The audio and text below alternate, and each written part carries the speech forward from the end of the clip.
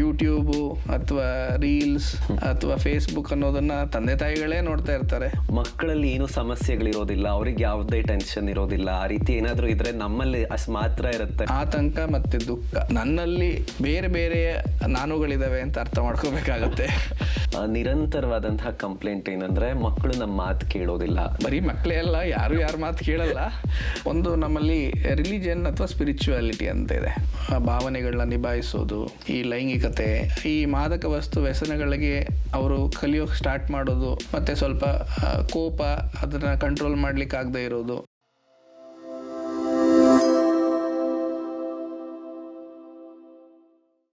ಹದಿನಾರರ ವಯಸ್ಸು ಹುಚ್ಚು ಕೋಡಿ ಮನಸ್ಸು ಅಂತ ಹೇಳ್ತಾರೆ.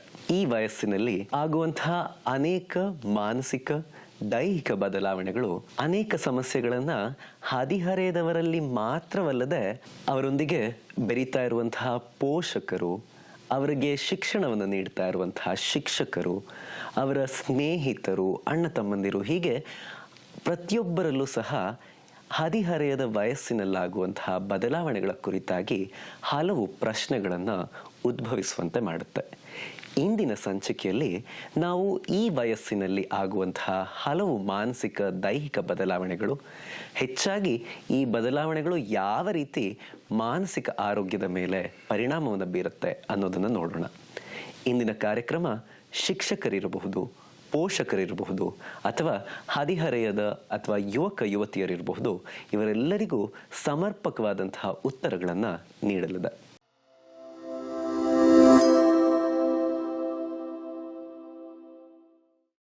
ನಾವೆಲ್ಲರೂ ನಮ್ಮ ಹದಿಹರೆಯದಲ್ಲಿ ಅಥವಾ ಇಂದಿನ ಹದಿಹರೆಯರನ್ನು ನೋಡಿದಾಗ ಅವರ ಅನೇಕ ಮಾನಸಿಕ ಸಮಸ್ಯೆಗಳು, ಮಾನಸಿಕ ತುಮುಲಗಳನ್ನು ಗಮನಿಸ್ತಾ ಇರ್ತೀವಿ. ಇಂದಿನ ಕಾರ್ಯಕ್ರಮದಲ್ಲಿ ವಿಶೇಷ ಅತಿಥಿಗಳಾಗಿ ಡಾಕ್ಟರ್ ರಾಜೇಂದ್ರ KM ರವರಿದ್ದಾರೆ.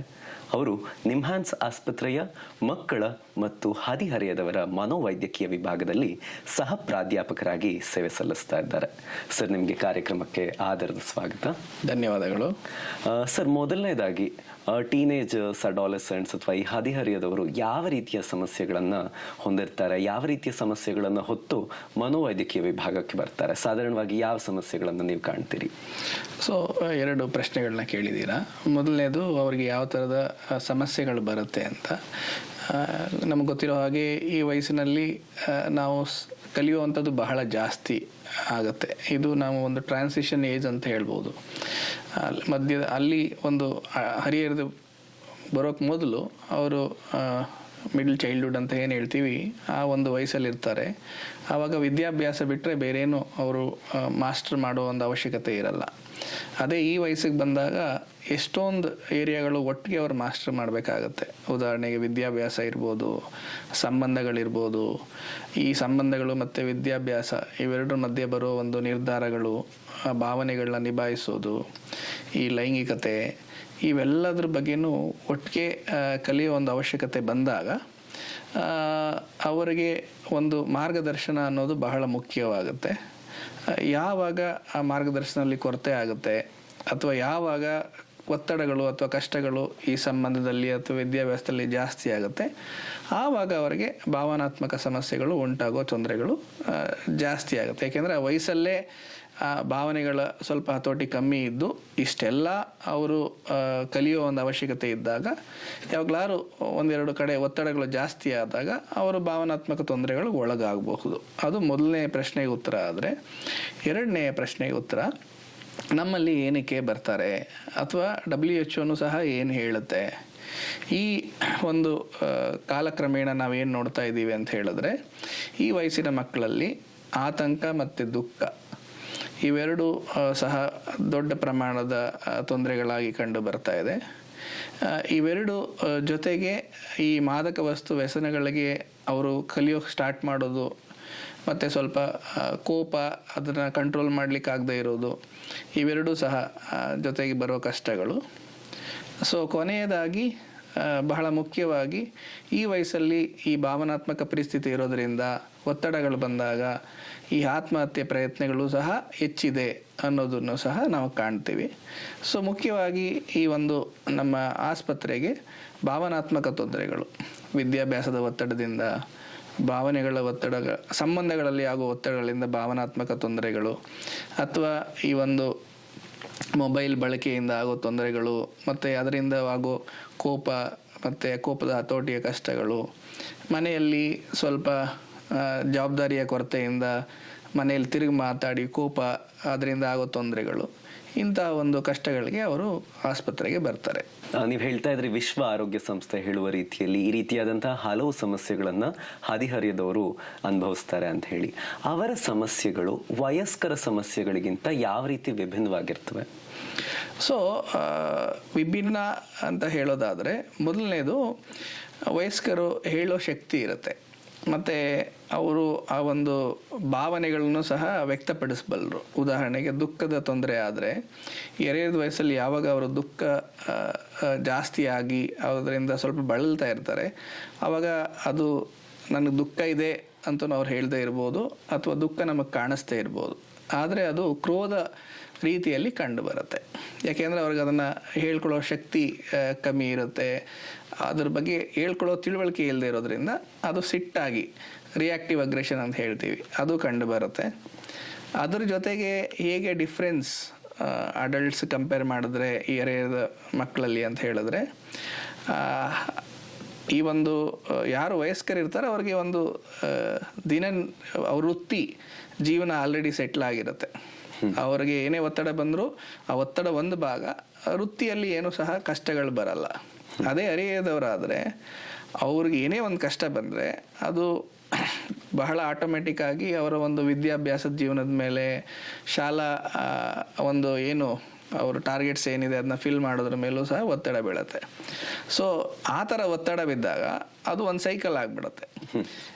ಒಂದು ಕಡೆ ಈ ಸಂಬಂಧದಲ್ಲಿ ಅಥವಾ ಏನೋ ಒಂದು ವಿಷಯದಲ್ಲಿ ಒತ್ತಡ ಇದೆ, ಆ ಕಾರಣದಿಂದ ಸ್ವಲ್ಪ ವಿದ್ಯಾಭ್ಯಾಸ ಹಿಂದೆ ಹೋಗ್ತಾ ಇದೆ, ಆ ವಿದ್ಯಾಭ್ಯಾಸ ಹಿಂದೆ ಹೋಗೋದ್ರಿಂದ ಮತ್ತೆ ಈ ಒತ್ತಡ ಜಾಸ್ತಿ ಆಗುತ್ತೆ. ಈ ಥರ ಒಂದು ಸೈಕಲಲ್ಲಿ ಅವರು ಇನ್ವಾಲ್ವ್ ಆಗೋ ಚಾನ್ಸಸ್ ಜಾಸ್ತಿ. ಅದರಿಂದ ಸ್ವಲ್ಪ ಅತಿ ಹೆಚ್ಚಿನ ಸಹಾಯ ಈ ವಯಸ್ಸಲ್ಲಿ ಅರ್ಥ ಮಾಡ್ಕೊಂಡು ನಾವು ಕೊಡಬೇಕಾಗತ್ತೆ. ಸರ್, ನೀವು ಹೇಳಿದ್ರಿ ಯಾವ ರೀತಿ ಈ ವಯಸ್ಸಿನಲ್ಲಿ ಬರುವಂತಹ ಸಮಸ್ಯೆಗಳಿಗೆ ಹೆಚ್ಚು ಪ್ರಾಧಾನ್ಯತೆ ಕೊಡಬೇಕು ಅಂತ ಹೇಳಿ. ಆದರೆ ಪೋಷಕರಲ್ಲಿ ಒಂದು ಅಭಿಪ್ರಾಯ ಇದೆ, ಏನಂದ್ರೆ ಮಕ್ಕಳಲ್ಲಿ ಏನು ಸಮಸ್ಯೆಗಳಿರೋದಿಲ್ಲ, ಅವ್ರಿಗೆ ಯಾವುದೇ ಟೆನ್ಷನ್ ಇರೋದಿಲ್ಲ, ಆ ರೀತಿ ಏನಾದರೂ ಇದ್ರೆ ನಮ್ಮಲ್ಲಿ ಅಷ್ಟು ಮಾತ್ರ ಇರುತ್ತೆ, ವಯಸ್ಕರಲ್ಲಿ ಅಷ್ಟೇ ಇರುತ್ತೆ ಅಂತ ಹೇಳಿ. ಅದು ನಿಜಾನ? ಮಕ್ಕಳಲ್ಲಿ ಸಹ ಈ ರೀತಿಯ ಸಮಸ್ಯೆಗಳು ಬರುತ್ತವೆ ಅನ್ನೋದನ್ನ ಪೋಷಕರು ಯಾವ ರೀತಿ ಅರ್ಥ ಮಾಡ್ಕೋಬೇಕು?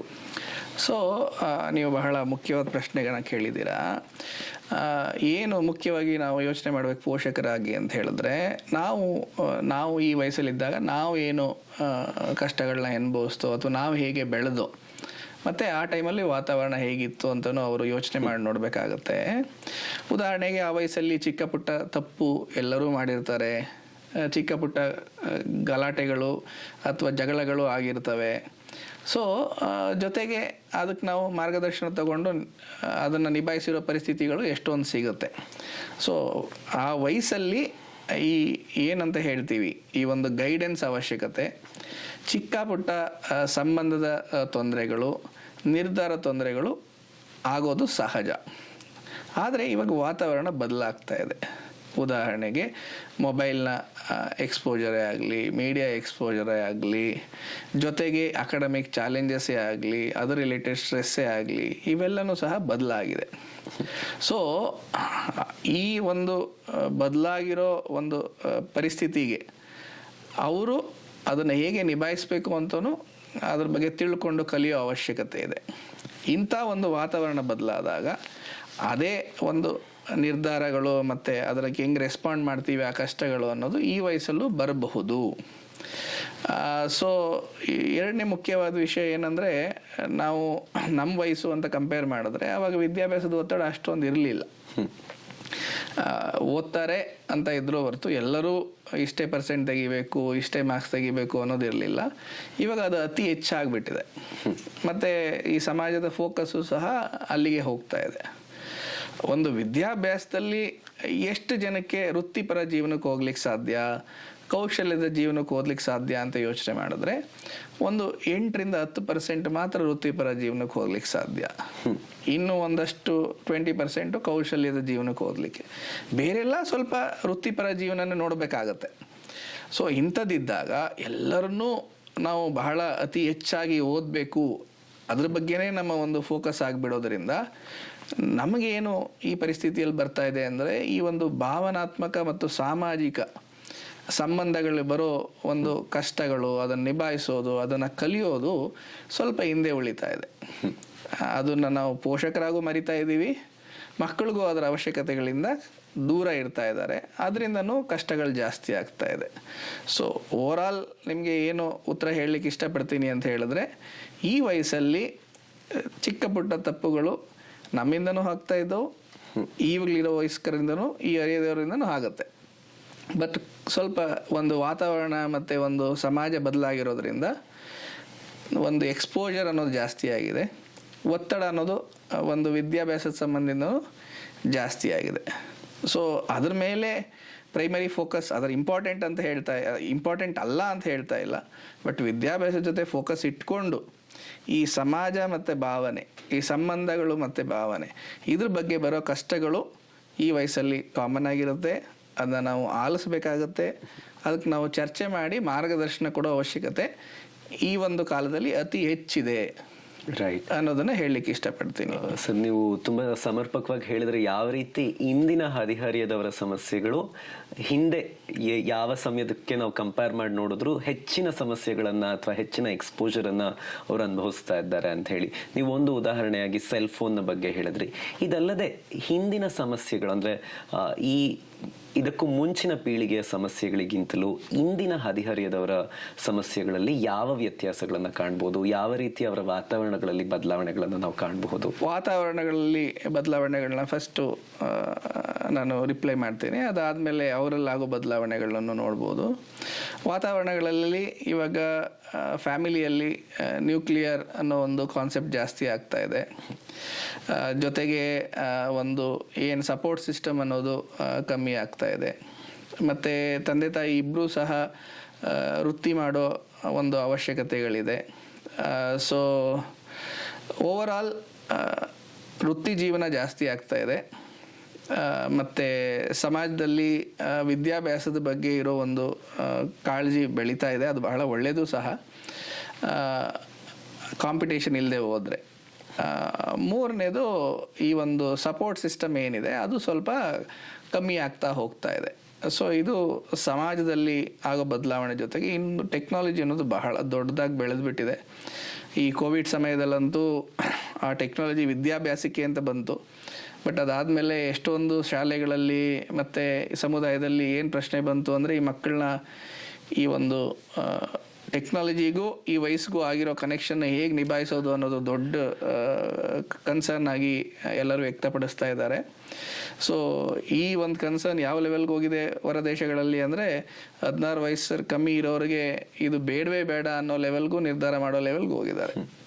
ಇದು ಸಮಾಜದ ಒಂದು ಬದಲಾವಣೆಗಳಲ್ಲಾದರೆ, ಈ ಮಕ್ಕಳ ಬದಲಾವಣೆಗಳಲ್ಲಿ ವಿದ್ಯಾಭ್ಯಾಸಕ್ಕೆ ಜಾಸ್ತಿ ಪ್ರಾಮುಖ್ಯತೆ, ಜೊತೆಗೆ ಸಮಯ ಏನು ಕಳೀತಾರೆ ಮಕ್ಕಳ ಪೋಷಕರ ಜೊತೆ ಅದು ಸ್ವಲ್ಪ ಕಮ್ಮಿ. ಮೂರನೇದು ಹೊರಗಡೆ ಅವರು ಆಟ ಆಡ್ತಿದ್ದ ಸಮಯಗಳು ಸಹ ಕಮ್ಮಿ, ಚರ್ಚೆ ಮಾಡಿ ಆಟ ಆಡ್ತಿದ್ದ ಒಂದು ಪರಿಸ್ಥಿತಿಗಳು ಕಮ್ಮಿ ಆಗ್ತಾ ಇದೆ. ಸೊ ನಾಲ್ಕನೇದು ಇದೆಲ್ಲರ ಜೊತೆಗೆ ಒಂದು ಈ ಟೆಕ್ನಾಲಜಿ ಮತ್ತು ಮೀಡಿಯಾ ರಿಲೇಟೆಡ್ ಕಷ್ಟಗಳು ಅವರು ಎದುರಿಸ್ತಾ ಇದ್ದಾರೆ. ನೀವು ಇತ್ತೀಚೆಗೆ ನೋಡ್ಬೋದು, ಯೂಟ್ಯೂಬು ಅಥವಾ ರೀಲ್ಸ್ ಅಥವಾ ಫೇಸ್ಬುಕ್ ಅನ್ನೋದನ್ನು ತಂದೆ ತಾಯಿಗಳೇ ನೋಡ್ತಾ ಇರ್ತಾರೆ. ಸೊ ಇನ್ನು ತಂದೆ ತಾಯಿಗಳೇ ಅದನ್ನು ಕಂಟ್ರೋಲ್ ಮಾಡಲಿಕ್ಕೆ ಆಗಲಿಲ್ಲ ಅಂದರೆ, ವಯಸ್ಕರಾಗಿ ಅವ್ರಿಗೆ ಜವಾಬ್ದಾರಿಗಳಿದ್ದು ಅದನ್ನು ನಾವು ಹತೋಟಿ ಮಾಡ್ಲಿಕ್ಕೆ ಆಗ್ತಾ ಇಲ್ಲ ಅಂತ ಹೇಳಿದ್ರೆ, ಈ ಹರಿಯದವ್ರು ಹೆಂಗೆ ಮಾಡ್ಲಿಕ್ಕೆ ಸಾಧ್ಯ? ಖಂಡಿತ. ಸೊ ಒಂದು ಕಡೆ ನಮಗೆ ತಿಳುವಳಿಕೆ ಬೆಳೀತಾ ಇದೆ, ಸೊ ನಮಗೆ ಗೊತ್ತಿದೆ ಯಾವ ಸರಿ ಯಾವ ತಪ್ಪು ಅಂತ, ಬಟ್ ಅದನ್ನು ಪಾಲನೆ ಮಾಡೋದು ಅಷ್ಟು ಸುಲಭ ಆಗ್ತಾ ಇಲ್ಲ. ಉದಾಹರಣೆಗೆ ಯಾವುದೇ ಫಾಸ್ಟ್ ಫುಡ್ ಇರ್ಬೋದು, ಅದು ನಮಗೆ ಗೊತ್ತಿದೆ ಅಷ್ಟೊಂದು ಆರೋಗ್ಯಕರ ಅಲ್ಲ ಅಂತ, ಬಟ್ ಅದು ಎಲ್ಲ ಕಡೆ ಸಿಗುತ್ತೆ. ಸೊ ಅದೆಲ್ಲ ಕಡೆ ಸಿಕ್ಕಿದಾಗ ಮನೆಯಲ್ಲಿ ನಾವು ಅದಕ್ಕೆ ಪರ್ಯಾಯ ರೂಪಿಸ್ತೇ ಹೋದರೆ ಅದ್ರ ಬಳಕೆ ಹೆಚ್ಚಾಗುತ್ತೆ. ಇದು ಒಂದು ಎಕ್ಸಾಂಪಲ್ ನಾನು ನಿಮ್ಗೆ ಹೇಳ್ತಾ ಇರೋದು. ಅದೇ ಥರ ಎಲ್ಲದರಲ್ಲೂ ಸಹ ಒಂದು ಎಕ್ಸ್ಪೋಜರ್ ಜಾಸ್ತಿ ಆಗ್ತಾ ಇದೆ. ತಿಳುವಳಿಕೆ ಇದ್ರೂ ಸಹ ಅದರ ಒಂದು ರೂಢಿ ಆಗೋದು ಸಮಾಜದಲ್ಲಿ ಕಷ್ಟ ಆಗ್ತಾ ಇದೆ. ಇದು ಸಹ ಒಂದು ಮಕ್ಕಳ ವಾತಾವರಣದಲ್ಲಿ ಆಗ್ತಿರೋ ಬದಲಾವಣೆಗಳು. ರೈಟ್ ಸರ್, ಅನೇಕ ಪೋಷಕರ ನಿರಂತರವಾದಂತಹ ಕಂಪ್ಲೇಂಟ್ ಏನಂದ್ರೆ ಮಕ್ಕಳು ನಮ್ಮ ಮಾತು ಕೇಳೋದಿಲ್ಲ. ನೀವು ಸೆಲ್ ಫೋನ್ನ ವಿಚಾರವಾಗಿ ಒಂದು ಉದಾಹರಣೆಯನ್ನ ಕೊಟ್ರಿ. ಮಕ್ಕಳು ಈ ರೀತಿ ಮಾತು ಕೇಳೋದಿಲ್ಲ, ನಾವು ಹೇಳಿದ್ದನ್ನ ಅವ್ರು ಫಾಲೋ ಮಾಡೋದಿಲ್ಲ ಅನ್ನುವಂಥದ್ದು ತುಂಬಾ ದೊಡ್ಡ ಕಂಪ್ಲೇಂಟ್ ಎಲ್ಲ ಪೋಷಕರಲ್ಲಿ. ಯಾಕೆ ಈ ರೀತಿ ಆಗತ್ತೆ? ಸೊ ಬರೀ ಮಕ್ಕಳೇ ಅಲ್ಲ, ಯಾರು ಮಾತು ಕೇಳಲ್ಲ. ಅದು ಬಹಳ ಒಂದು ಏನು ಹೇಳ್ತೀರಾ, ಒನ್ ಸೈಡೆಡ್ ವಿಷಯ ಅಲ್ಲ. ಸೊ ಮಕ್ಕಳು ಬೆಳಿಬೇಕಾದ್ರೆ ಚಿಕ್ಕ ವಯಸ್ಸಲ್ಲಿ ಅವರು ಹಠಗಳು ಮಾಡೋದು, ಭಾವನೆಗಳನ್ನ ನಿಭಾಯಿಸೋದನ್ನ ಕಲಿತಾ ಹೋದರೆ ಈ ಒಂದು ಪ್ರೌಢಾವಸ್ಥೆಗೆ ಬಂದಾಗ, ಹರಿಹರದ ವಯಸ್ಸಲ್ಲಿ ಅವ್ರಿಗೆ ಪ್ರಶ್ನೆಗಳು ಜಾಸ್ತಿ ಆಗುತ್ತೆ. ಜೊತೆಗೆ ಈ ಭಾವನೆಗಳು ಅನ್ನೋದನ್ನ ಸ್ವಲ್ಪ ಅವರು ಗೆಲ್ಲೋದು ಕಷ್ಟ ಆಗುತ್ತೆ. ಆ ಭಾವನೆಗಳು ಅವರ ಆಲೋಚನೆಗಳನ್ನ ಸ್ವಲ್ಪ ಡೈರೆಕ್ಟ್ ಮಾಡ್ತಾ ಇರುತ್ತೆ. ಸೊ ಪ್ರತಿಯೊಂದಕ್ಕೂ ಅವರು ಆ ಭಾವನಾತ್ಮಕವಾಗಿ ನಿಮಗೆ ಪ್ರಶ್ನೆಗಳನ್ನ ಹಾಕ್ತಾ ಇರ್ತಾರೆ. ರೈಟ್. ಸೊ ಅದು ನಾರ್ಮಲ್ ಪ್ರೋಸೆಸ್, ಆ ಬೆಳವಣಿಗೆ ಆ ವಯಸ್ಸಲ್ಲಿ ಆಗೋದು. ಸೊ ಮಾತು ಕೇಳಲ್ಲ ಅನ್ನೋದಕ್ಕಿಂತ ಅದು ಒನ್ ಡೈರೆಕ್ಟೆಡ್ ಅಲ್ಲ. ಬೇಸಿಕಲಿ ಅದು ಒಂದು ನಿರ್ಧಾರಕ್ಕೆ ಸಂಬಂಧಪಟ್ಟಿರೋ ವಿಷಯ. ನಾನು ಹೇಳೋದನ್ನ ಅವ್ರನ್ನ ಪಾಲನೆ ಮಾಡಿಬಿಡ್ಬೇಕು ಅಂತ. ಸೊ ಸಮಾಜದಲ್ಲಿ ಮೊದಲು ಈ ಒಂದು ಎಕ್ಸ್ಪೋಜರು ಕಮ್ಮಿ ಇರ್ತಾ ಇತ್ತು, ಮತ್ತು ಈ ಒಂದು ಅಡಲ್ಟ್ಹುಡ್ ಏನಿದೆ ಅದಕ್ಕೆ ಆ ಇರೋ ಚೌಕಟ್ಟುಗಳು ಬಹಳ ಲಿಮಿಟೆಡ್ ಇತ್ತು. ಇವಾಗ ಎರಡೂ ದೊಡ್ಡದಾಗಿರೋದ್ರಿಂದ ಆ ವಯಸ್ಸಲ್ಲಿ ಆ ಭಾವನಾತ್ಮಕ ಪ್ರಶ್ನೆಗಳು ಉದ್ಭವ ಆಗೇ ಆಗುತ್ತೆ. ಸೊ ಪೋಷಕರು ಸಮಯ ಕೊಡೋ ಅವಶ್ಯಕತೆ ಇದ್ದೇ ಇದೆ. ಸೊ ಈ ಪೋಷಣೆ ಅನ್ನೋದು ಮೊದಲು ಸಮಾಜನೂ ಒಂದಷ್ಟು ಪಾತ್ರ ತಗೋತಾ ಇತ್ತು. ಮಕ್ಕಳುಗಳು ಅವ್ರ ಜೊತೆ, ಅವ್ರ ವಯಸ್ಸುಗಳ ಜೊತೆ ಆಟ ಆಡಿ ಕಳೀತಾ ಇದ್ರು. ಜೊತೆಗೆ ಪೋಷಕರು ಕೊಡೋ ಅವಶ್ಯಕತೆ ಇತ್ತು. ಓವರ್ ಆಲ್ ಈ ಮೂರು ಏರಿಯಾಗಳಲ್ಲಿ ಈ ಒಂದು ಕಲಿಕೆ ಆಗ್ತಾ ಇತ್ತು. ಇವಾಗ ಆ ಕಲಿಕೆ ಹೊರಗಡೆ ಎರಡು ಏರಿಯಾದಲ್ಲಿ ಕಮ್ಮಿ ಆಗಿರೋದ್ರಿಂದ ಮುಖ್ಯವಾಗಿ ಈ ಒಂದು ಪೋಷಕರ ಜೊತೆನೇ ಇದು ಆಗೋ ಅವಶ್ಯಕತೆ ಇದೆ. ಸೊ ತಂದೆ ತಾಯಿಯಾಗಿ ನಾವು ದಿನನಿತ್ಯ ಕೆಲಸದಲ್ಲಿ ನಾವು ಒಂದು ತಂದೆಯಾಗಿ ನಾನು ಗಂಡನಾಗಿ ಏನು ಕೆಲಸ ಮಾಡಬೇಕು, ಎಸೆ ವ್ಯವಸಾಯ ಮಾಡ್ತಾ ಇದ್ರೆ ಅದ್ರ ಪ್ರಕಾರ, ಅಥವಾ ಏನು ವೃತ್ತಿ ಮಾಡ್ತಾ ಇದ್ರೆ ಅದ್ರ ಪ್ರಕಾರ ಏನು ಮಾಡಬೇಕು, ಅದೇ ಲೆವೆಲ್ಗೆ ತಂದೆಯಾಗಿ ನಾನು ಇವತ್ತು ನನ್ನ ಮಗನಿಗೆ ಏನು ಯೋಚನೆ ಮಾಡೋಕ್ಕೆ ಹೇಳ್ಕೊಡ್ಬೇಕು, ಅವನ ಭಾವನೆಗಳು ಏನು ಚರ್ಚೆ ಮಾಡಿ ಅದನ್ನ ಹೆಂಗೆ ನಿಭಾಯಿಸೋದು ಹೇಳ್ಕೊಡ್ಬೇಕು, ಅದು ಆ ವಯಸ್ಸಿನ ಅವಶ್ಯಕತೆ. ಆ ಚರ್ಚೆಗೆ ಅಂತ ನಾವು ಒಂದಷ್ಟು ಸಮಯ ತೆಗೆದಿಟ್ರೆ, ಅಥವಾ ನಮ್ಮ ಒಂದು ದಿನದ ರೊಟೀನಲ್ಲಿ ಅವ್ರ ಜೊತೆ ಒಂದು ಆ್ಯಕ್ಟಿವಿಟಿ ಮಾಡ್ತಾ ಹೋದರೆ ಈ ಚರ್ಚೆ ಅದ್ರ ಜೊತೆ ಆಗುತ್ತೆ. ಆವಾಗ ಅದು ಪ್ರಶ್ನೆ ಆಗುಳಿಯಲ್ಲ, ಅದು ಒಂದು ಸಂವಾದ ಆಗುತ್ತೆ. ಆ ಸಂವಾದ ಆಗೋದ್ರಿಂದ ಆ ಒಂದು ಪರಿಕಲ್ಪನೆನ ಆ ವಯಸ್ಸಲ್ಲಿ ಏನು ಭಾವನೆಗಳನ್ನ ನಿಭಾಯಿಸಬೇಕು ಆ ಶಕ್ತಿನ ನಾವು ಕೊಡ್ಬೋದು. ರೈಟ್ ಸರ್, ನೀವು ಕೊಟ್ಟಂತಹ ಉತ್ತರ ಪೋಷಕರಿಗೆ ತುಂಬಾ ಉಪಯುಕ್ತವಾದಂಥದ್ದು. ನೀವು ಒಂದೊಂದೇ ವಿಚಾರವಾಗಿ ಹೇಳಿದ್ರೆ, ಯಾವ ರೀತಿ ಮೊಬೈಲ್ ಫೋನ್ನ ಬಳಕೆ, ಉದಾಹರಣೆಗೆ ಯಾವ ರೀತಿ ಪೋಷಕರು ಕಂಟ್ರೋಲ್ ಮಾಡ್ಕೊಳ್ದೆ ಹೋದ್ರೆ ಅದನ್ನು ನೋಡಿ ಮಕ್ಕಳು ಯಾವ ರೀತಿ ಕಲಿತಾರೆ ಅಂತ ಹೇಳಿ, ಮತ್ತೆ ಮೊದಲಿಗಿಂತಲೂ ಈಗ ಪೋಷಕರು ಕೊಡುವಂತಹ ಟೈಮ್ ಯಾವ ರೀತಿ ಕಡಿಮೆ ಆಗ್ತಾ ಇದೆ ಅಂತ ಹೇಳಿ. ಸೊ ಈ ಪ್ಯಾರೆಂಟಿಂಗ್ ಸ್ಟೈಲ್ಸ್ ಅಂತ ನಾವೇನು ಹೇಳ್ತೀವಿ, ಹಿಂದಿಗಿಂತಲೂ ಇಂದಿನ ಪ್ಯಾರೆಂಟಿಂಗ್ ನಲ್ಲಿ ಏನಾದರೂ ವ್ಯತ್ಯಾಸಗಳನ್ನ ನೀವು ಕಾಣ್ತಾ ಇದ್ದೀರಾ? ಪೇರೆಂಟಿಂಗ್ ಅಂತ ಹೇಳಿದ್ರೆ ಬೆಳಿತಿರೋ ಮಗುವಿಗೆ ಎರಡು ವಿಷಯಗಳನ್ನ ತಿಳಿಸ್ಕೊಡೋದು. ಒಂದನೇದು ಭಾವನೆಗಳನ್ನ ನಾನು ಹೇಗೆ ನಿಭಾಯಿಸಬೇಕು, ಎರಡನೇದು ಈ ಭಾವನೆಗಳು ನಮ್ಮ ಪರಿಸ್ಥಿತಿಗಳು, ಅದು ಜೀವನದ ಒಂದು ವೃತ್ತಿ ಪರಿಸ್ಥಿತಿ ಅಥವಾ ವಿದ್ಯಾಭ್ಯಾಸ ಸಂಬಂಧಪಟ್ಟಿರೋದಾಗಿರ್ಬೋದು ಅಥವಾ ಸಂಬಂಧಗಳಾಗಿರ್ಬೋದು, ಇದನ್ನು ನಾವು ಹೇಗೆ ಅರ್ಥ ಮಾಡ್ಕೊಂಡು ನಿಭಾಯಿಸಬೇಕು, ಇವೆರಡನ್ನು ಕಲಿಸೋದು ಪೋಷಕರ ಒಂದು ಅವಶ್ಯಕತೆ ಆಗಿದೆ. ಇದಕ್ಕೆ ಪೋಷಕರಿಗೂ ಸಹ ತಿಳುವಳಿಕೆ ಬೇಕಾಗಿದೆ. ಆ ತಿಳುವಳಿಕೆಯಿಂದ ಅದು ಅವರ ಒಂದು ಮಕ್ಕಳು ಕೊಡೋ ಅವಶ್ಯಕತೆ ಹೆಚ್ಚಾಗಿದೆ. ಒಂದು ಜಾಯಿಂಟ್ ಆ್ಯಕ್ಟಿವಿಟಿ ಅಥವಾ ಅವ್ರ ಜೊತೆ ಕಾಲ ಕಳೆಯೋದು ಅನ್ನೋದು ಬಹಳ ಮುಖ್ಯ. ಸೊ ಹಳೆಯ ಕಾಲದಲ್ಲಿ ತಂದೆ ಜೊತೆ ಮಕ್ಕಳು ಕಲಿತಿದ್ದು ಅಥವಾ ತಾಯಿ ಜೊತೆ ಮಕ್ಕಳು ಕಲಿತಿದ್ದ ಟೈಮು ಜಾಸ್ತಿ, ಅದು ಕೆಲಸದಲ್ಲಾಗಿರ್ಬೋದು, ಮನೆಯಲ್ಲಾಗಿರ್ಬೋದು. ಸೊ ಇತ್ತೀಚೆಗೆ ಏನಾಗ್ತಾ ಇದೆ, ವಿದ್ಯಾಭ್ಯಾಸ ಅನ್ನೋದು ಒಂದು ಪ್ರೆಸಿಡೆನ್ಸ್ ತಗೊಂಡ್ರೆ ಅವ್ರನ್ನ ಮನೆ ಕೆಲಸದಲ್ಲಿ ಇನ್ವಾಲ್ವ್ ಮಾಡೋದಾಗಲಿ ಅಥವಾ ದಿನನಿತ್ಯದ ಜವಾಬ್ದಾರಿಗಳು ಇನ್ವಾಲ್ವ್ ಆಗೋದಾಗಲಿ, ಅದನ್ನೂ ಸಹ ನಾವು ಪ್ರಾಮುಖ್ಯತೆ ಕೊಟ್ಟು ಮಾಡಬೇಕಾಗತ್ತೆ. ಅದನ್ನೂ ಸಹ ನಾವು ಜೊತೆಯಲ್ಲಿ ಮಾಡೋದ್ರಿಂದ ಆ ಒಂದು ಚರ್ಚೆಗೆ ಅವಕಾಶ ಸಿಗುತ್ತೆ. ಸೊ ಏನು ಬದಲಾವಣೆಗಳು ಕಾಣಿಸ್ತಾ ಇದೆ ಅಂತ ಹೇಳಿದ್ರೆ, ಒಂದು ನಾವು ದಿನನಿತ್ಯದ ಜವಾಬ್ದಾರಿಗಳನ್ನ ಅವ್ರು ಇನ್ವಾಲ್ವ್ ಮಾಡೋದು ಕಮ್ಮಿ ಆಗ್ತಾ ಇದೆ. ರೈಟ್. ಎರಡನೇದು, ಈ ಒಂದು ನಮ್ಮ ಪೇರೆಂಟಿಂಗ್ ಅನ್ನೋದು ಜವಾಬ್ದಾರಿ ವಿದ್ಯಾಭ್ಯಾಸದ ಜೊತೆಗೆ ಅವ್ರಿಗೆ ಬೇಕಾಗಿರೋ ಒಂದು ಸಮಾಜದ ಚೌಕಟ್ಟಿನಲ್ಲಿ ಆಗೋ ಒಂದು ಸಂಬಂಧಗಳು ಅಥವಾ ಒಂದು ಜವಾಬ್ದಾರಿಗಳು, ವೃತ್ತಿಪರ ಜೀವನದಲ್ಲಿ ಬರೋ ಒಂದು ಕಷ್ಟಗಳನ್ನ ಹೇಗೆ ನಿಭಾಯಿಸಬೇಕು ಅನ್ನೋದನ್ನು ಹೇಳ್ಕೊಡೋ ಅವಶ್ಯಕತೆ ಹೆಚ್ಚಾಗ್ತಾ ಇದೆ. ಯಾಕೆಂದರೆ ಅದು ಬದಲಾಗೋದ್ರಿಂದ ಅದು ಸಹ ಪೇರೆಂಟ್ಸ್ ಕೊಡೋ ಅವಶ್ಯಕತೆ ಇದೆ. ಇದ್ರ ಬಗ್ಗೆ ತಿಳುವಳಿಕೆ ಕಮ್ಮಿ ಇದೆ ಅನ್ನೋ ಒಂದು ಪರಿಸ್ಥಿತಿನ ನಾವು ಅನ್ಕೋಬೋದು, ಆ ಥರ ಇದೆ ಅಂತ. ಮೂರನೇದಾಗಿ, ಏನು ನಾವು ಈ ಥರ ಒಂದು ಭಾವನೆಗಳನ್ನ ಮತ್ತು ಏನು ನಾವು ಮುಖ್ಯವಾಗಿ ಮಕ್ಕಳ ಜೊತೆ ಚರ್ಚೆ ಮಾಡ್ತೀವಿ, ಅದರಲ್ಲಿ ನಮ್ಮಲ್ಲಿ ಒಂದು ಸಮಾಧಾನ ಮತ್ತು ತಿಳುವಳಿಕೆ ಮತ್ತು ಮಕ್ಕಳಲ್ಲಿ ಭಾವನೆಗಳನ್ನ ನಿಭಾಯಿಸೋ ಒಂದು ಪ್ರಕ್ರಿಯೆನ ಸೃಷ್ಟಿ ಮಾಡಬೇಕು. ಇದರಲ್ಲಿ ಭಾವನೆಗಳ ಹತೋಟಿ, ಒಂದು ಚೌಕಟ್ಟನ್ನ ಕೊಡೋದು ಸಹ ಬಹಳ ಮುಖ್ಯ. ಉದಾಹರಣೆಗೆ, ಒಂದು ಮಗುವಿಗೆ ವಯಸ್ಸು ಪ್ರಕಾರ ಒಂದು ಲಿಮಿಟ್ ಇದೆ, ಎಲ್ಲ ಕೇಳಿದ್ದು ಸಿಗೋದಿಲ್ಲ. ಎರಡನೇದು, ಒಂದು ವಿಷಯದ ಬಗ್ಗೆ ಆ ಒಂದು ಜವಾಬ್ದಾರಿನ ನಾವು ಎಂಜಾಯ್ ಮಾಡ್ತೀವ ಅಥವಾ ಅದಕ್ಕೆ ನಾವು ಗೌರವಿಸ್ತೀವ ಅಥವಾ ಅದರ ಒಂದು ಫಲಿತಾಂಶಕ್ಕ. ಉದಾಹರಣೆಗೆ, ವಿದ್ಯಾಭ್ಯಾಸದಲ್ಲಿ ಫಸ್ಟ್ ರ್ಯಾಂಕ್ ಅಥವಾ 80% ಅಥವಾ 90% ಅದು ಇಂಪಾರ್ಟೆಂಟಾ ಅಥವಾ ಮಗು ದಿನನಿತ್ಯ ಮಾಡೋ ಪ್ರಯತ್ನ ಇಂಪಾರ್ಟೆಂಟಾ?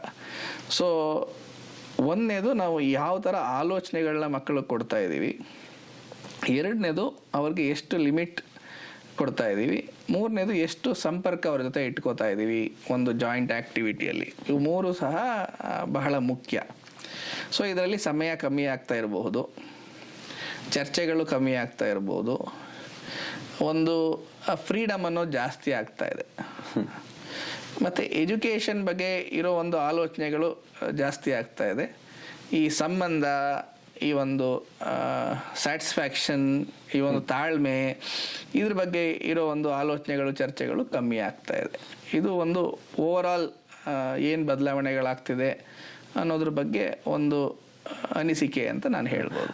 ಸರ್, ಅದನ್ನ ತುಂಬಾ ಚೆನ್ನಾಗಿ ನೀವು ವಿವರಿಸ್ತಾ ಹೋದ್ರಿ. ಯಾವ ರೀತಿ ಹಿಂದಿಗಿಂತಲೂ ಈಗ ಪೋಷಕರು ಕೊಡ್ತಾ ಇರುವಂತಹ ಟೈಮ್ ಆಲ್ರೆಡಿ ಕಡಿಮೆ ಆಗ್ತಾ ಇದೆ, ಅದರೊಟ್ಟಿಗೆ ಸಿಗುವಂತಹ ಅಷ್ಟು ಟೈಮನ್ನು ಪೋಷಕರು ವಿದ್ಯಾಭ್ಯಾಸವನ್ನೇ ಫೋಕಸ್ ಮಾಡಿಕೊಂಡು ಎಜುಕೇಶನ್ ಒಂದನ್ನೇ ಪ್ರಯಾರಿಟಿಯಾಗಿ ಅವರ ಟೈಮನ್ನು ಮಕ್ಕಳಿಗೆ ಕೊಡ್ತಾ ಇದ್ದಾರೆ. ಅದರ ಜೊತೆ ಯಾವ ರೀತಿ ಬೇರೆಯ ಲೈಫ್ ಸ್ಕಿಲ್ಸ್ ಏನಿದೆ, ಅವ್ರಿಗೆ ಒಂದು ತಾಳ್ಮೆ ಇರಬಹುದು, ಜೀವನದಲ್ಲಿ ಸಂಬಂಧಗಳ ಬಗ್ಗೆ ಹೇಳ್ಕೊಡುವಂಥದ್ದು ಇರಬಹುದು, ಇದರ ಕುರಿತಾದಂತಹ ಪ್ರಾಮುಖ್ಯತೆಯನ್ನ, ಪ್ರಾಧಾನ್ಯತೆಯನ್ನ ಪೋಷಕರು ಕಡಿಮೆ ಮಾಡ್ಕೊಂಡು ಬರ್ತಾ ಇದ್ದಾರೆ. ಅದನ್ನ ಯಾವಾಗ ನಾವು ಅದನ್ನ ರೂಢಿಸ್ಕೊಂಡಾಗ ಬೇರೆ ಎಲ್ಲ ವಿಧಾನದಲ್ಲೂ ಮಕ್ಕಳ ಬೆಳವಣಿಗೆ ತುಂಬಾ ಚೆನ್ನಾಗಾಗತ್ತೆ ಅಂತ ಹೇಳಿ. ಅದ್ರ ಜೊತೆಗೆ ಲಾಸ್ಟ್ ಒಂದು ಹ್ಯಾಡ್ ಮಾಡ್ಲಿಕ್ಕೆ ಇಷ್ಟಪಡ್ತೇನೆ. ಒಂದು ನಮ್ಮಲ್ಲಿ ರಿಲಿಜನ್ ಅಥವಾ ಸ್ಪಿರಿಚುವಾಲಿಟಿ ಅಂತ ಇದೆ. ಈ ಒಂದು ನಮ್ಮಲ್ಲಿ ಏನು ಸದ್ಯಕ್ಕೆ ಅಧ್ಯಯನಗಳಿದೆ ಅದು ಏನು ಹೇಳುತ್ತೆ ಅಂದರೆ, ಈ ಒಂದು ಸ್ಪಿರಿಚುವಲ್ ಇನ್ಕ್ಲಿನೇಷನ್ ಸಹ ಇರೋದ್ರಿಂದ ಮಕ್ಕಳಿಗೆ, ಹರಿಹರದ ವಯಸ್ಸವರಿಗೆ ಬಹಳ ಸಹಾಯ ಆಗುತ್ತೆ. ಯಾಕೆಂದರೆ ಅದು ಅದ್ರ ಜೊತೆಗೆ ವ್ಯಾಲ್ಯೂಸ್ನು ತರುತ್ತೆ, ಅದ್ರ ಜೊತೆಗೆ ಥಿಂಕಿಂಗ್ ಪ್ಯಾಟರ್ನ್ಸ್ನು ತರುತ್ತೆ. ಸೊ ಅದು ಸಹ ಎಲ್ಲೋ ಕ್ಷಣಿಸ್ತಾ ಇದೆ.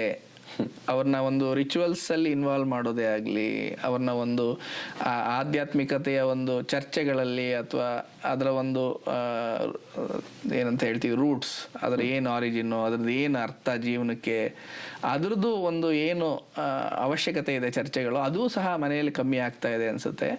ಅದು ಬಹಳ ಅವಶ್ಯಕತೆ ಇದೆ ಅನ್ನೋದನ್ನ ಮತ್ತೆ ನಾನು ಹೈಲೈಟ್ ಮಾಡ್ಲಿಕ್ಕೆ ಇಷ್ಟಪಡ್ತೀನಿ. ಖಂಡಿತ ಸರ್. ಅಂಡ್ ಮುಖ್ಯವಾಗಿ ಇನ್ನೊಂದು ಮುಖ್ಯವಾದಂತಹ ಸಂದೇಶವನ್ನು ನೀವು ಕೊಟ್ರಿ. ಮಕ್ಕಳು ನಾವು ಹೇಳಿದ್ದನ್ನು ಮಾಡೋದಿಲ್ಲ, ನಾವು ಮಾಡಿದ್ದನ್ನ ಮಾಡ್ತಾರೆ. ಸೊ ನೀವು ಮಾಡುವಂತಹ ಎಲ್ಲ ಕೆಲಸಗಳಲ್ಲಿ ಅವ್ರನ್ನ ಯಾವ ರೀತಿ ರೂಢಿಸ್ಕೋತೀರಿ, ಅಷ್ಟು ಮಕ್ಕಳು ಆ ವಿಚಾರಗಳನ್ನ ಕಲಿತಾರೆ, ನಿಮ್ಮೊಂದಿಗೆ ಒಳ್ಳೆಯ ಬಾಂಡಿಂಗ್ ಅನ್ನ ಬೆಳೆಸ್ಕೋತಾರೆ, ಮತ್ತೆ ಅದು ಅವರ ದಿನನಿತ್ಯದ ಜೀವನದಲ್ಲಿ ಬರುವಂತಹ ಸವಾಲುಗಳನ್ನ ಎದುರಿಸಲಿಕ್ಕೆ ತುಂಬಾ ಅನುಕೂಲವಾಗುತ್ತೆ ಅಂತ ಹೇಳಿ. ಸರ್, ಇದರೊಟ್ಟಿಗೆ ಅನೇಕರು ಹದಿಹರಿಯದವರು ಸಹ ಈ ವಿಡಿಯೋವನ್ನು ನೋಡ್ತಾ ಇರ್ತಾರೆ. ಅನೇಕ ಮಕ್ಕಳು ಕೆಲವು ವಿಚಾರಗಳನ್ನ ಅವರ ಪೋಷಕರ ಬಳಿ ಚರ್ಚಿಸೋಕೆ ಇಷ್ಟಪಡೋದಿಲ್ಲ. ಅಂಥ ಯಾವ ವಿಚಾರಗಳನ್ನ ನೀವು ಗಮನಿಸಿದ್ದೀರಿ? ಸೊ ಅದೇ ಈ ವಯಸ್ಸಲ್ಲಿ ನಾನು ಅನ್ನೋ ಒಂದು ಪರಿಕಲ್ಪನೆ ಸೃಷ್ಟಿಯಾಗುತ್ತೆ. ಎರಡನೇದು, ನಾನು ತಪ್ಪೇ ಮಾಡಬಾರ್ದು ಅನ್ನೋ ಒಂದು ಭಾವನಾತ್ಮಕ ಪರಿಸ್ಥಿತಿ ಬರುತ್ತೆ. ಮೂರನೇದು, ನಾನು ಇಷ್ಟು ತಿಳಿದಿದ್ದು ತಪ್ಪು ಮಾಡಿದ್ದೀನಾ ಅನ್ನೋ ಒಂದು ಕನ್ಫ್ಯೂಷನ್. ಸೊ ನಾವು ಅಂಥ ಮಕ್ಕಳಿಗೆ ಏನು ಅರ್ಥ ಮಾಡಿಸ್ಬೇಕು ಅಂದರೆ, ಜೀವನ ಪೂರ್ತಿ ತಪ್ಪು ಮಾಡ್ತಾ ಇರ್ತೀವಿ. ಸೊ ಈ ವಯಸ್ಸಲ್ಲಿ ತಪ್ಪುಗಳು ಕಷ್ಟಗಳಾಗೋದು ಸಹಜ. ಎರಡನೇದು, ನಾವು ಒಂದು ಮನೆಯಲ್ಲಿರೋದು, ಆ ಮನೆಯಲ್ಲಿ ಎಲ್ಲ ಒಂದು ಸಂಬಂಧಗಳನ್ನು ಈ ಒಂದು ಕಮ್ಯುನಿಕೇಷನ್ ಅನ್ನೋ ಒಂದು ದಾರಿನ ಬಳಸ್ಕೊಂಡು ಏನೇ ಕಷ್ಟ ಬಂದರೂ ಅದನ್ನು ನಿಭಾಯಿಸಲಿಕ್ಕೆ, ಆ ಕಷ್ಟ ನಿಭಾಯಿಸೋದ್ರಲ್ಲೂ ನಮಗೆ ಸ್ವಲ್ಪ ತೃಪ್ತಿ ಮತ್ತು ಒಂದು ಸ್ಯಾಟಿಸ್ಫ್ಯಾಕ್ಷನ್ ಸಿಗುತ್ತೆ. ಸೊ ನಮ್ಮ ಮನೆಯಲ್ಲಿರೋದು, ಅಲ್ಲಿರೋ ಅವರೇ ಪ್ರೈಮರಿ ಸಪೋರ್ಟ್, ಅವರೇ ನಮಗೆ ಪ್ರೈಮರಿ ಗೈಡ್. ಸೊ ಜೀವನದಲ್ಲಿ ತಪ್ಪು ಅನ್ನೋದು ಈ ವಯಸ್ಸಲ್ಲೇ ಜಾಸ್ತಿ ಆಗೋದು. ಸೊ ತಪ್ಪಾಗಿರೋದ್ರ ಬಗ್ಗೆ, ತಪ್ಪಾಗಿದೆ ಅಂತ ನಿಮ್ಗೆ ಯೋಚನೆ ಮಾಡೋದು ಅವಶ್ಯಕತೆ ಇರಲ್ಲ, ಅದನ್ನು ಹೋಗಿ ಚರ್ಚೆ ಮಾಡೋ ಅವಶ್ಯಕತೆ ಇದೆ. ಈ ವಯಸ್ಸಲ್ಲಿ ನಿಮಗೆ ಹಕ್ಕಿರುತ್ತೆ ಆ ಥರ ತಪ್ಪು ಮಾಡಲಿಕ್ಕೆ, ಯಾಕೆಂದರೆ ಅದು ಆ ವಯಸ್ಸಿನ ಒಂದು ಪರಿಸ್ಥಿತಿ ಹೊರತು ನಿಮ್ದಲ್ಲ. ಸೊ ಆ ಒಂದು ತಿಳುವಳಿಕೆ ಮೊದಲನೇದು. ಎರಡನೇದು, ನಾವು ಒಂದು ಮನೇಲಿರೋದು ಈ ಒಂದು ಕಷ್ಟಗಳನ್ನ ಹೋಗಿ ಹೇಳ್ಕೊಂಡು ನಿಭಾಯಿಸಲಿಕ್ಕೆ ಹೊರತು ಅದನ್ನು ಮುಚ್ಚಿಡ್ಲಿಕ್ಕಲ್ಲ. ಯಾಕೆ ಅಂತ ಹೇಳಿದ್ರೆ, ಅದೊಂದು ಮುಚ್ಚಿಟ್ರೆ ಅದು ಕಮ್ಯುನಿಕೇಷನ್ ಗ್ಯಾಪ್ ಕ್ರಿಯೇಟ್ ಮಾಡುತ್ತೆ. ಆವಾಗ ಅವ್ರ ಪರಿಕಲ್ಪನೆ ಬದಲಾಗುತ್ತೆ, ಆವಾಗ ಅವರ ಒಂದು ವರ್ತನೆ ನಿಮ್ಮ ಬಗ್ಗೆ ಬದಲಾಗ್ಬೋದು, ಅದ್ರ ಮತ್ತೆ ಇನ್ನೂ ಜಾಸ್ತಿ ಒತ್ತಡ ಮಾಡ್ಬೋದು. ಆವಾಗ ಇಬ್ಬರೂ ಸಹ ಸಂತೋಷವಾಗಿರೋಕ್ಕೆ ಸಾಧ್ಯ ಇರಲ್ಲ, ಇಬ್ರಿಗೂ ನೋವು ಉಂಟಾಗುತ್ತೆ. ನಮ್ಮ ಮನೆ ಇರೋದೇ ಕಮ್ಯುನಿಕೇಷನ್ ಚೆನ್ನಾಗಿರಲಿಕ್ಕೆ, ಎಲ್ಲ ಕಷ್ಟಗಳನ್ನ ಶೇರ್ ಹೋಗಿ ಕಲೀಲಿಕ್ಕೆ, ಅದನ್ನು ಸಾಲ್ವ್ ಮಾಡಲಿಕ್ಕೆ. ಈ ಒಂದು ಪರಿಕಲ್ಪನೆ ಹರಿಹರದಲ್ಲಿ ಬಹಳ ಮುಖ್ಯವಾಗಿ ಬೇಕು. ಮತ್ತು ಜೀವನದಲ್ಲಿ ಎಲ್ಲ ಘಟ್ಟಗಳಲ್ಲಿ ನಮ್ಮ ತಪ್ಪುಗಳಾಗ್ತಾ ಇರ್ತವೆ, ಎಲ್ಲ ಘಟ್ಟಗಳಲ್ಲಿ ನಾವು ಕಲಿಯೋದಿರುತ್ತೆ. ಇದರಲ್ಲಿ ಈ ಒಂದು ಹಂತದಲ್ಲಿ ಅದು ಜಾಸ್ತಿನೇ ಆಗ್ಬೋದು. ಈ ಒಂದು ಕಮ್ಯುನಿಕೇಷನ್ ಅನ್ನೋದೇ ಎಲ್ಲಕ್ಕೂ ಸೊಲ್ಯೂಷನ್ನು. ಈ ವಯಸ್ಸಲ್ಲಿ ಅದಕ್ಕೆ ಇನ್ಹಿಬಿಷನ್ಸ್ ಬರೋದು ಸಹಜ. ಆ ಇನ್ಹಿಬಿಷನ್ಸ್ನ ಓವರ್ಕಮ್ ಮಾಡಿ ಶೇರ್ ಮಾಡೋದು ಕಲಿಯೋದ್ರಿಂದ ಬರೀ ಅದೊಂದೇ ಸಮಸ್ಯೆ ಅಲ್ಲ, ಬೇರೆಲ್ಲ ಒಂದು ಓವರಾಲ್ ಡೆವಲಪ್ಮೆಂಟ್ಗೂ ಸಹ ಈ ಒಂದು ಓಪನ್ ಕಮ್ಯುನಿಕೇಷನ್ ಅನ್ನೋದು ಸಹಾಯ ಆಗುತ್ತೆ. ಒಂದಷ್ಟು ವಿಷಯಗಳಲ್ಲಿ ಕಷ್ಟಗಳಿರುತ್ತೆ. ಉದಾಹರಣೆಗಳಿಗೆ, ಅದು ಸ್ನೇಹದಲ್ಲಿ ಸಂಬಂಧದಲ್ಲಿ ಇರ್ಬೋದು, ಅಥವಾ ಆಕರ್ಷಣೆಗೆ ಸಂಬಂಧಪಟ್ಟ ವಿಷಯ ಇರ್ಬೋದು, ಅಥವಾ ಲೈಂಗಿಕತೆಗೆ ಸಂಬಂಧಪಟ್ಟ ವಿಷಯ ಇರ್ಬೋದು. ಇವೆಲ್ಲನೂ ಸಹ ನಾವು ಅದೇ ಒಂದು ಏನು ಹೇಳ್ತೀವಿ, ಲೈಂಗಿಕತೆಗೆ ಸಂಬಂಧಪಟ್ಟ ಪೋಷಕರು, ಉದಾಹರಣೆಗೆ ಅದು ಹುಡುಗಿ ಆದರೆ ಅವರ ತಾಯಿ ಜೊತೆ ಮಾತಾಡೋದಾಗಲಿ, ಹುಡುಗ ಆದರೆ ಅವ್ರ ತಂದೆ ಜೊತೆ ಮಾತಾಡೋದಾಗಲಿ, ಅದು ಬಹಳ ಮುಖ್ಯ. ಸೆನ್ಸಿಟಿವ್ ವಿಷಯಗಳು ಅಂತ ಹೇಳಿದ್ರೆ ಅದನ್ನು ತಂದೆ ತಾಯಿಗಳ ಜೊತೆ ಬಿಟ್ಟು ಬೇರೆಯವ್ರ ಜೊತೆ ಕೇಳೋಕ್ಕಿಂತ that is the first option. ಎರಡನೇದು, ಅದನ್ನು ಹೆಂಗೆ ಸ್ಟಾರ್ಟ್ ಮಾಡೋದು ಅನ್ನೋದಕ್ಕೆ ಹಿಂಜರಿಕೆ ಇರುತ್ತೆ. ಹೌದು. ಸೊ ಸ್ಟಾರ್ಟ್ ಮಾಡಲಿಕ್ಕೆ ಒಂದು ಮೆಥಡ್ ಏನಂತ ಹೇಳಿದ್ರೆ, ಅದಕ್ಕೆ ಹೋಗಿ ಒಂದು ಪೀಠಿಕೆ ಹಾಕೋದು.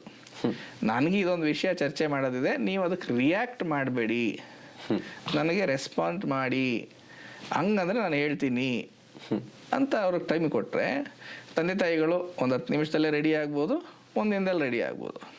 ಆ ಒಂದು ಪ್ರಿಪೇರ್ಡ್ನೆಸ್ ಆ ಕಡೆಯಿಂದ ಕ್ರಿಯೇಟ್ ಮಾಡಿ, ಯಾವುದೇ ಸೆನ್ಸಿಟಿವ್ ವಿಷಯ ಇದ್ರೂ ಸಹ ಅದಕ್ಕೆ ನಾವು ರೆಸ್ಪಾನ್ಸ್ನ ಎದುರು ನೋಡ್ಬೋದು, ರಿಯಾಕ್ಷನ್ಗಿಂತ. ಅದನ್ನು ಸಹ ಮಕ್ಕಳು ಸೃಷ್ಟಿ ಮಾಡ್ಬೋದು, ಅದರಲ್ಲಿ ಏನು ತೊಂದರೆ ಇಲ್ಲ. ಸೊ ಇಂಥ ಸೆನ್ಸಿಟಿವ್ ವಿಷಯಗಳ ಬಗ್ಗೆ ಮುಕ್ತ ಚರ್ಚೆಗಳು ನಾವು ಮಾಡಲೇಬೇಕು ಅಂತಲೂ ನಾನು ಹೇಳಲಿಕ್ಕೆ ಇಷ್ಟಪಡ್ತೀನಿ. ಯಾಕೆ ಅಂದರೆ ಅದರಲ್ಲಿ ಎಷ್ಟೊಂದು ತಿಳುವಳಿಕೆ ಇಲ್ಲದೆ ಇರೋದ್ರಿಂದ ತಪ್ಪುಗಳಾಗ್ತಿರುತ್ತೆ. ಸೊ ಇದನ್ನು ಓಪನ್ ಅಪ್ ಆಗೋದೊಂದು ದಾರಿ ಆದರೆ, ಪ್ರಿಪೇರ್ ಮಾಡೋದೊಂದು ದಾರಿ ಆದರೆ, ಇಂಥ ವಿಷಯಗಳನ್ನ ಚರ್ಚೆ ಮಾಡೋದು ಬಹಳ ಅವಶ್ಯಕತೆ. ಅದರಿಂದ ಸಂಬಂಧಗಳು ಬೆಳೀತಾ ಹೋಗ್ತವೆ, ಸ್ಟ್ರಾಂಗ್ ಆಗ್ತವೆ, ನಮ್ಮ ತಿಳುವಳಿಕೆನೂ ಚೆನ್ನಾಗಾಗುತ್ತೆ ಅನ್ನೋದನ್ನ ಹೇಳಲಿಕ್ಕೆ ಇಷ್ಟಪಡ್ತೇನೆ. ರೈಟ್ ಸರ್, ಇಂದಿನ ಹದಿಹರಿಯದ ಮಕ್ಕಳಿಗೆ ನೀವು ತುಂಬ ಒಳ್ಳೆಯ ಸಂದೇಶವನ್ನು ಕೊಟ್ರಿ. ಮೊದಲನೇದಾಗಿ, ಯಾವ ರೀತಿ ಸಮಸ್ಯೆಗಳು ಅಥವಾ ತೊಂದರೆಗಳು, ತಪ್ಪುಗಳು ಜೀವನ ಪರ್ಯಂತ ಆಗುತ್ತೆ, ಮತ್ತು ಈ ವಯಸ್ಸಿನಲ್ಲಿ ನೀವು ನಿಮ್ಮ ತಿಳುವಳಿಕೆಯ ವಿಷಯವಾಗೋ ಯಾವುದೋ ಕಾರಣವಾಗಿ ಅಂತಹ ಸಮಸ್ಯೆಗಳಾದರೆ ಅದರಲ್ಲಿ ತಪ್ಪಿಲ್ಲ, ನೀವು ಅದನ್ನು ಹೋಗಿ ಮುಕ್ತವಾಗಿ ಪೋಷಕರೊಂದಿಗೆ ಚರ್ಚಿಸಬೇಕು. ಅದು ಯಾವುದೇ ರೀತಿಯಾದಂತಹ ಸೆನ್ಸಿಟಿವ್ ಇಶ್ಯೂ ಇರಬಹುದು, ಅದು ನಿಮ್ಮ ಪೋಷಕರೊಂದಿಗೆ ಚರ್ಚೆ ಮಾಡುವಂಥದ್ದು ತುಂಬ ಮುಖ್ಯ ಅಂತ ಹೇಳಿದ್ರಿ. ಮತ್ತೆ ನೀವು ತುಂಬ ಸುಂದರವಾಗಿ ಯಾವ ರೀತಿ ಅದಕ್ಕೆ ಒಂದು ಪೀಠಿಕೆ ಹಾಕಿ ಅಲ್ಲಿಂದ ಒಂದು ರೆಸ್ಪಾನ್ಸ್ ಬರಲಿಕ್ಕೆ ಯಾವ ರೀತಿ ಮಕ್ಕಳು ವೆಯ್ಟ್ ಮಾಡಬೇಕು ಅನ್ನುವಂಥದ್ದನ್ನು ಸಹ ತುಂಬ ಚೆನ್ನಾಗಿ ಹೇಳಿದ್ರಿ. ಆದರೆ ಇದರೊಟ್ಟಿಗೆ ಅನೇಕ ಮಕ್ಕಳಲ್ಲಿ, ಅನೇಕ ಕುಟುಂಬಗಳಲ್ಲಿ ಕೆಲವೊಂದು ಸಮಸ್ಯೆಗಳಿರುತ್ತೆ. ಅಂತಹ ಕಾರಣಗಳಿಂದಾಗಿ ಎಲ್ಲ ಮಕ್ಕಳು ಸಹ ಅವರ ಪೋಷಕರೊಂದಿಗೆ ಈ ವಿಚಾರಗಳನ್ನು ಚರ್ಚೆ ಮಾಡಲಿಕ್ಕೆ ಅವಕಾಶ ಇಲ್ಲದೆ ಇರಬಹುದು. ಅಂತಹ ಮಕ್ಕಳು ಯಾವ ರೀತಿ ಇಂತಹ ಸಮಸ್ಯೆಗಳನ್ನು ಬಗೆಹರಿಸ್ಕೋಬೇಕು, ಒಂದು. ಎರಡನೇದಾಗಿ, ಕುಟುಂಬದಲ್ಲಾಗುವಂತಹ ಈ ಸಮಸ್ಯೆಗಳು ಮಕ್ಕಳ ಮೇಲೆ ಯಾವ ರೀತಿ ಪರಿಣಾಮ ಬೀರಬಹುದು? ಸೊ ಬಹಳ ಮುಖ್ಯವಾದ ಏನದು ಪ್ರಶ್ನೆಗಳು ನೀವು ಕೇಳಿರೋದು. ಮೊದಲನೇ ಪ್ರಶ್ನೆ ಅಂತ ಹೇಳಿದ್ರೆ, ಇವಾಗ ಮನೆಯಲ್ಲಿ ಕಷ್ಟಗಳಿದ್ದರೆ ಏನು ಮಾಡಬೇಕಾಗತ್ತೆ? ಸೊ ಇದು ಬಹಳ ಕಷ್ಟದ ಸನ್ನಿವೇಶನೇ. ಯಾರಿಗೆ ಈ ಒಂದು ಬೆಳೀತಿರೋ ಮಕ್ಕಳ ವಯಸ್ಸವ್ರಿಗೆ ಏನಾಗುತ್ತೆ ಇದರಲ್ಲಿ ಅಂತ ಹೇಳಿದ್ರೆ, ಈ ಒಂದು ವಯಸ್ಸಲ್ಲಿ ಮಕ್ಕಳು ಒಂದು ಅದಕ್ಕೆ ನಾನು ಕಾರಣ ಅಂತ ಯೋಚನೆ ಮಾಡ್ಬೋದು. ಎರಡನೇದು ನನ್ನ ಜವಾಬ್ದಾರಿ ಅಂತ ನೀವು ಯೋಚನೆ ಮಾಡ್ಬೋದು. ಇವೆರಡೂ ಸಹ ಆ ವಯಸ್ಸಿಗೆ ಮೀರಿದ ಒತ್ತಡಗಳನ್ನ ತರುತ್ತೆ. ಅದರಿಂದ ಆಗೋ ನಿರ್ಧಾರಗಳು ಸರಿ ಇರ್ತವ ಅಂತ ಹೇಳೋದು ಕಷ್ಟ. ಜೊತೆಗೆ ಆ ಥರ ನಿರ್ಧಾರ ಮಾಡಿದಾಗ ಅದು ಭಾವನಾತ್ಮಕ ನಿರ್ಧಾರ ಆಗುತ್ತೆ. ಮತ್ತು ಆ ನಿರ್ಧಾರಗಳಿಂದ ಅವ್ರು ಏನು ಅಚೀವ್ ಮಾಡ್ಬೋದಾಗಿತ್ತು ಅದನ್ನು ಆ ಲೆವೆಲ್ಗೆ ಆಗುತ್ತಾ ಅನ್ನೋದು ಕಷ್ಟ. ಸೊ ಅದು ಮೊದಲನೇ ವಿಷಯ. ಸೊ ಆ ವಯಸ್ಸಲ್ಲಿ ಇಷ್ಟೆಲ್ಲ ಕಷ್ಟಗಳಿಗೆ ಯೋಚನೆ ಮಾಡೋ ಶಕ್ತಿ ಆ ಮಕ್ಕಳಿಗೆ ಇರುತ್ತಾ? ಕಷ್ಟ. ಡೆಫಿನೆಟ್ಲಿ ಅದನ್ನು ಅವ್ರಿಗೆ ಆ ತಿಳುವಳಿಕೆ ಇರಬೇಕು ಅನ್ನೋದು ಹೇಳೋದು ಕಷ್ಟ. ಬಟ್ ಇಂಥ ಮಕ್ಕಳಲ್ಲಿ ಎಲ್ಲ ಇಬ್ಬರೂ ಪೇರೆಂಟ್ಸ್ಗೆ ತೊಂದರೆ ಇರೋ ಫ್ಯಾಮಿಲಿಗಳು ಕಮ್ಮಿ ಇರುತ್ತೆ. ಯಾರೋ ಒಬ್ಬರು ಪೇರೆಂಟ್ ಇರ್ತಾರೆ, ಒಬ್ಬರಿಗೆ ಸ್ವಲ್ಪ ಯಾರು ಆರೋಗ್ಯಕರವಾಗಿದ್ದಾರೆ, ಜವಾಬ್ದಾರಿ ತಗೋತಿದ್ದಾರೆ, ನಾವು ಅಂಥವ್ರ ಜೊತೆ ಕೈ ಜೋಡಿಸ್ಬೇಕಾಗತ್ತೆ. ಉದಾಹರಣೆಗೆ ತಂದೆಗೆ ಕುಡಿಯೋ ಅಭ್ಯಾಸ ಇದೆ, ಮಗು ಗಲಾಟೆ ನೋಡ್ತಾ ಇದೆ. ಈ ಹರಿಹರದ ವಯಸ್ಸಲ್ಲಿ ಬಹಳ ಸುಲಭವಾಗಿ ಆ ಹುಡುಗರು ತಾಯಿ ಮೇಲೆ ಅವ್ರು ಗಲಾಟೆ ಮಾಡ್ಬೋದು, ಸಿಟ್ ಮಾಡ್ಲಿಕ್ಕೆ ಕಲಿಬೋದು, ಡಿಮ್ಯಾಂಡ್ ಮಾಡ್ಬೋದು. ಅವಾಗ ಯಾರು ಇಲ್ಲ ಅಂತ ಹೇಳಿಕ್ಕೆ ಸಾಧ್ಯ? ಯಾಕೆಂದರೆ ತಂದೆನೇ ಹಂಗೆ ಮಾಡ್ತಿದ್ದಾರೆ, ನಾನು ಹಂಗೆ ಮಾಡ್ತಿದ್ದೀನಿ. ಅದೇ ಒಂದು ಪರಿಕಲ್ಪನೆ. ಅದು ಆ ವಯಸ್ಸೇ ಅವರ ಒಂದು ನಿರ್ಧಾರಗಳನ್ನ ರೂಢಿಸೋದಾದರೆ. ಎರಡನೇದು, ಇದಕ್ಕೆ ಆಪೋಸಿಟ್ ಆಲೋಚನೆಗಳು ಮಾಡ್ಬೋದು. ನಾನು ಕುಡಿಯೋದೇ ಇಲ್ಲ, ನಾನು ನನ್ನ ತಂದೆ ತಾಯಿಗೆ ಸಪೋರ್ಟಿವ್ ಆಗಿ ನಿಂತ್ಕೋತೀನಿ, ಅವ್ರು ಏನು ಹೇಳ್ತಾರೆ ಅದು ಕೇಳ್ತೀನಿ. ಸೊ ಇವೆರಡರ ಮಧ್ಯ ಬೇರೆ ಇನ್ನೊಂದು ಲೆವೆಲ್ಗಳಿಗೆ ನಿರ್ಧಾರಗಳಾಗ್ಬೋದು.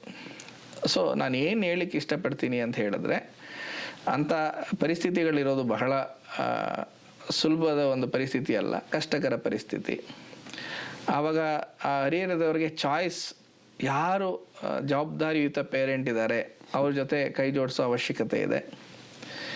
ಎರಡನೇದು, ಅವ್ರಿಗೆ ಎಷ್ಟು ತಿಳುವಳಿಕೆ ಇದೆ ಅನ್ನೋದನ್ನು ಸಹ ಅವ್ರು ಅರ್ಥ ಮಾಡ್ಕೋಬೋದು. ಅವ್ರಿಗೇನಾದ್ರು ಆ ತಿಳುವಳಿಕೆ ಕಮ್ಮಿ ಇದೆ ಅಂತ ಹೇಳಿದ್ರೆ ಸಂಬಂಧಿಕರು, ಅವರ ಒಂದು ಅತ್ತೆನೋ ಮಾವನೋ ಚಿಕ್ಕಪ್ಪನೋ ದೊಡ್ಡಪ್ಪನೋ ಯಾರೋ ಒಬ್ಬರು ಅವ್ರಿಗೆ ನಿಸ್ವಾರ್ಥತೆಯಿಂದ ಇವರಿಗೆ ಒಂದು ಜೀವನಕ್ಕೋಸ್ಕರ ಮಾರ್ಗದರ್ಶನ ಮಾಡೋರು ಅನ್ನೋದಕ್ಕೆ ನಮಗೆ ಇರ್ತೇ ಇರ್ತಾರೆ ಯಾರೋ ಒಬ್ಬರು. ಅಂಥ ಸಂಬಂಧಿಕರ ಜೊತೆ ಸಂಪರ್ಕ ಇಟ್ಕೊಳ್ಳೋದು ಸಹ ಬಹಳ ಮುಖ್ಯ. ಅಥವಾ ಶಿಕ್ಷಕರು ಸಹ ಬರ್ತಾರೆ ಅದರಲ್ಲಿ. ಸೊ ಆ ಶಿಕ್ಷಕರು ಸಹ ನಿಮ್ಮಲ್ಲಿ ಒಂದು ಪಾಸಿಟಿವ್ ಶಕ್ತಿಯನ್ನು ನೋಡ್ತಾ ಇರ್ತಾರೆ, ಅವರು ಸಹ ಇದ್ರ ಬಗ್ಗೆ ಮಾರ್ಗದರ್ಶನ ಕೊಡಬಲ್ಲರು.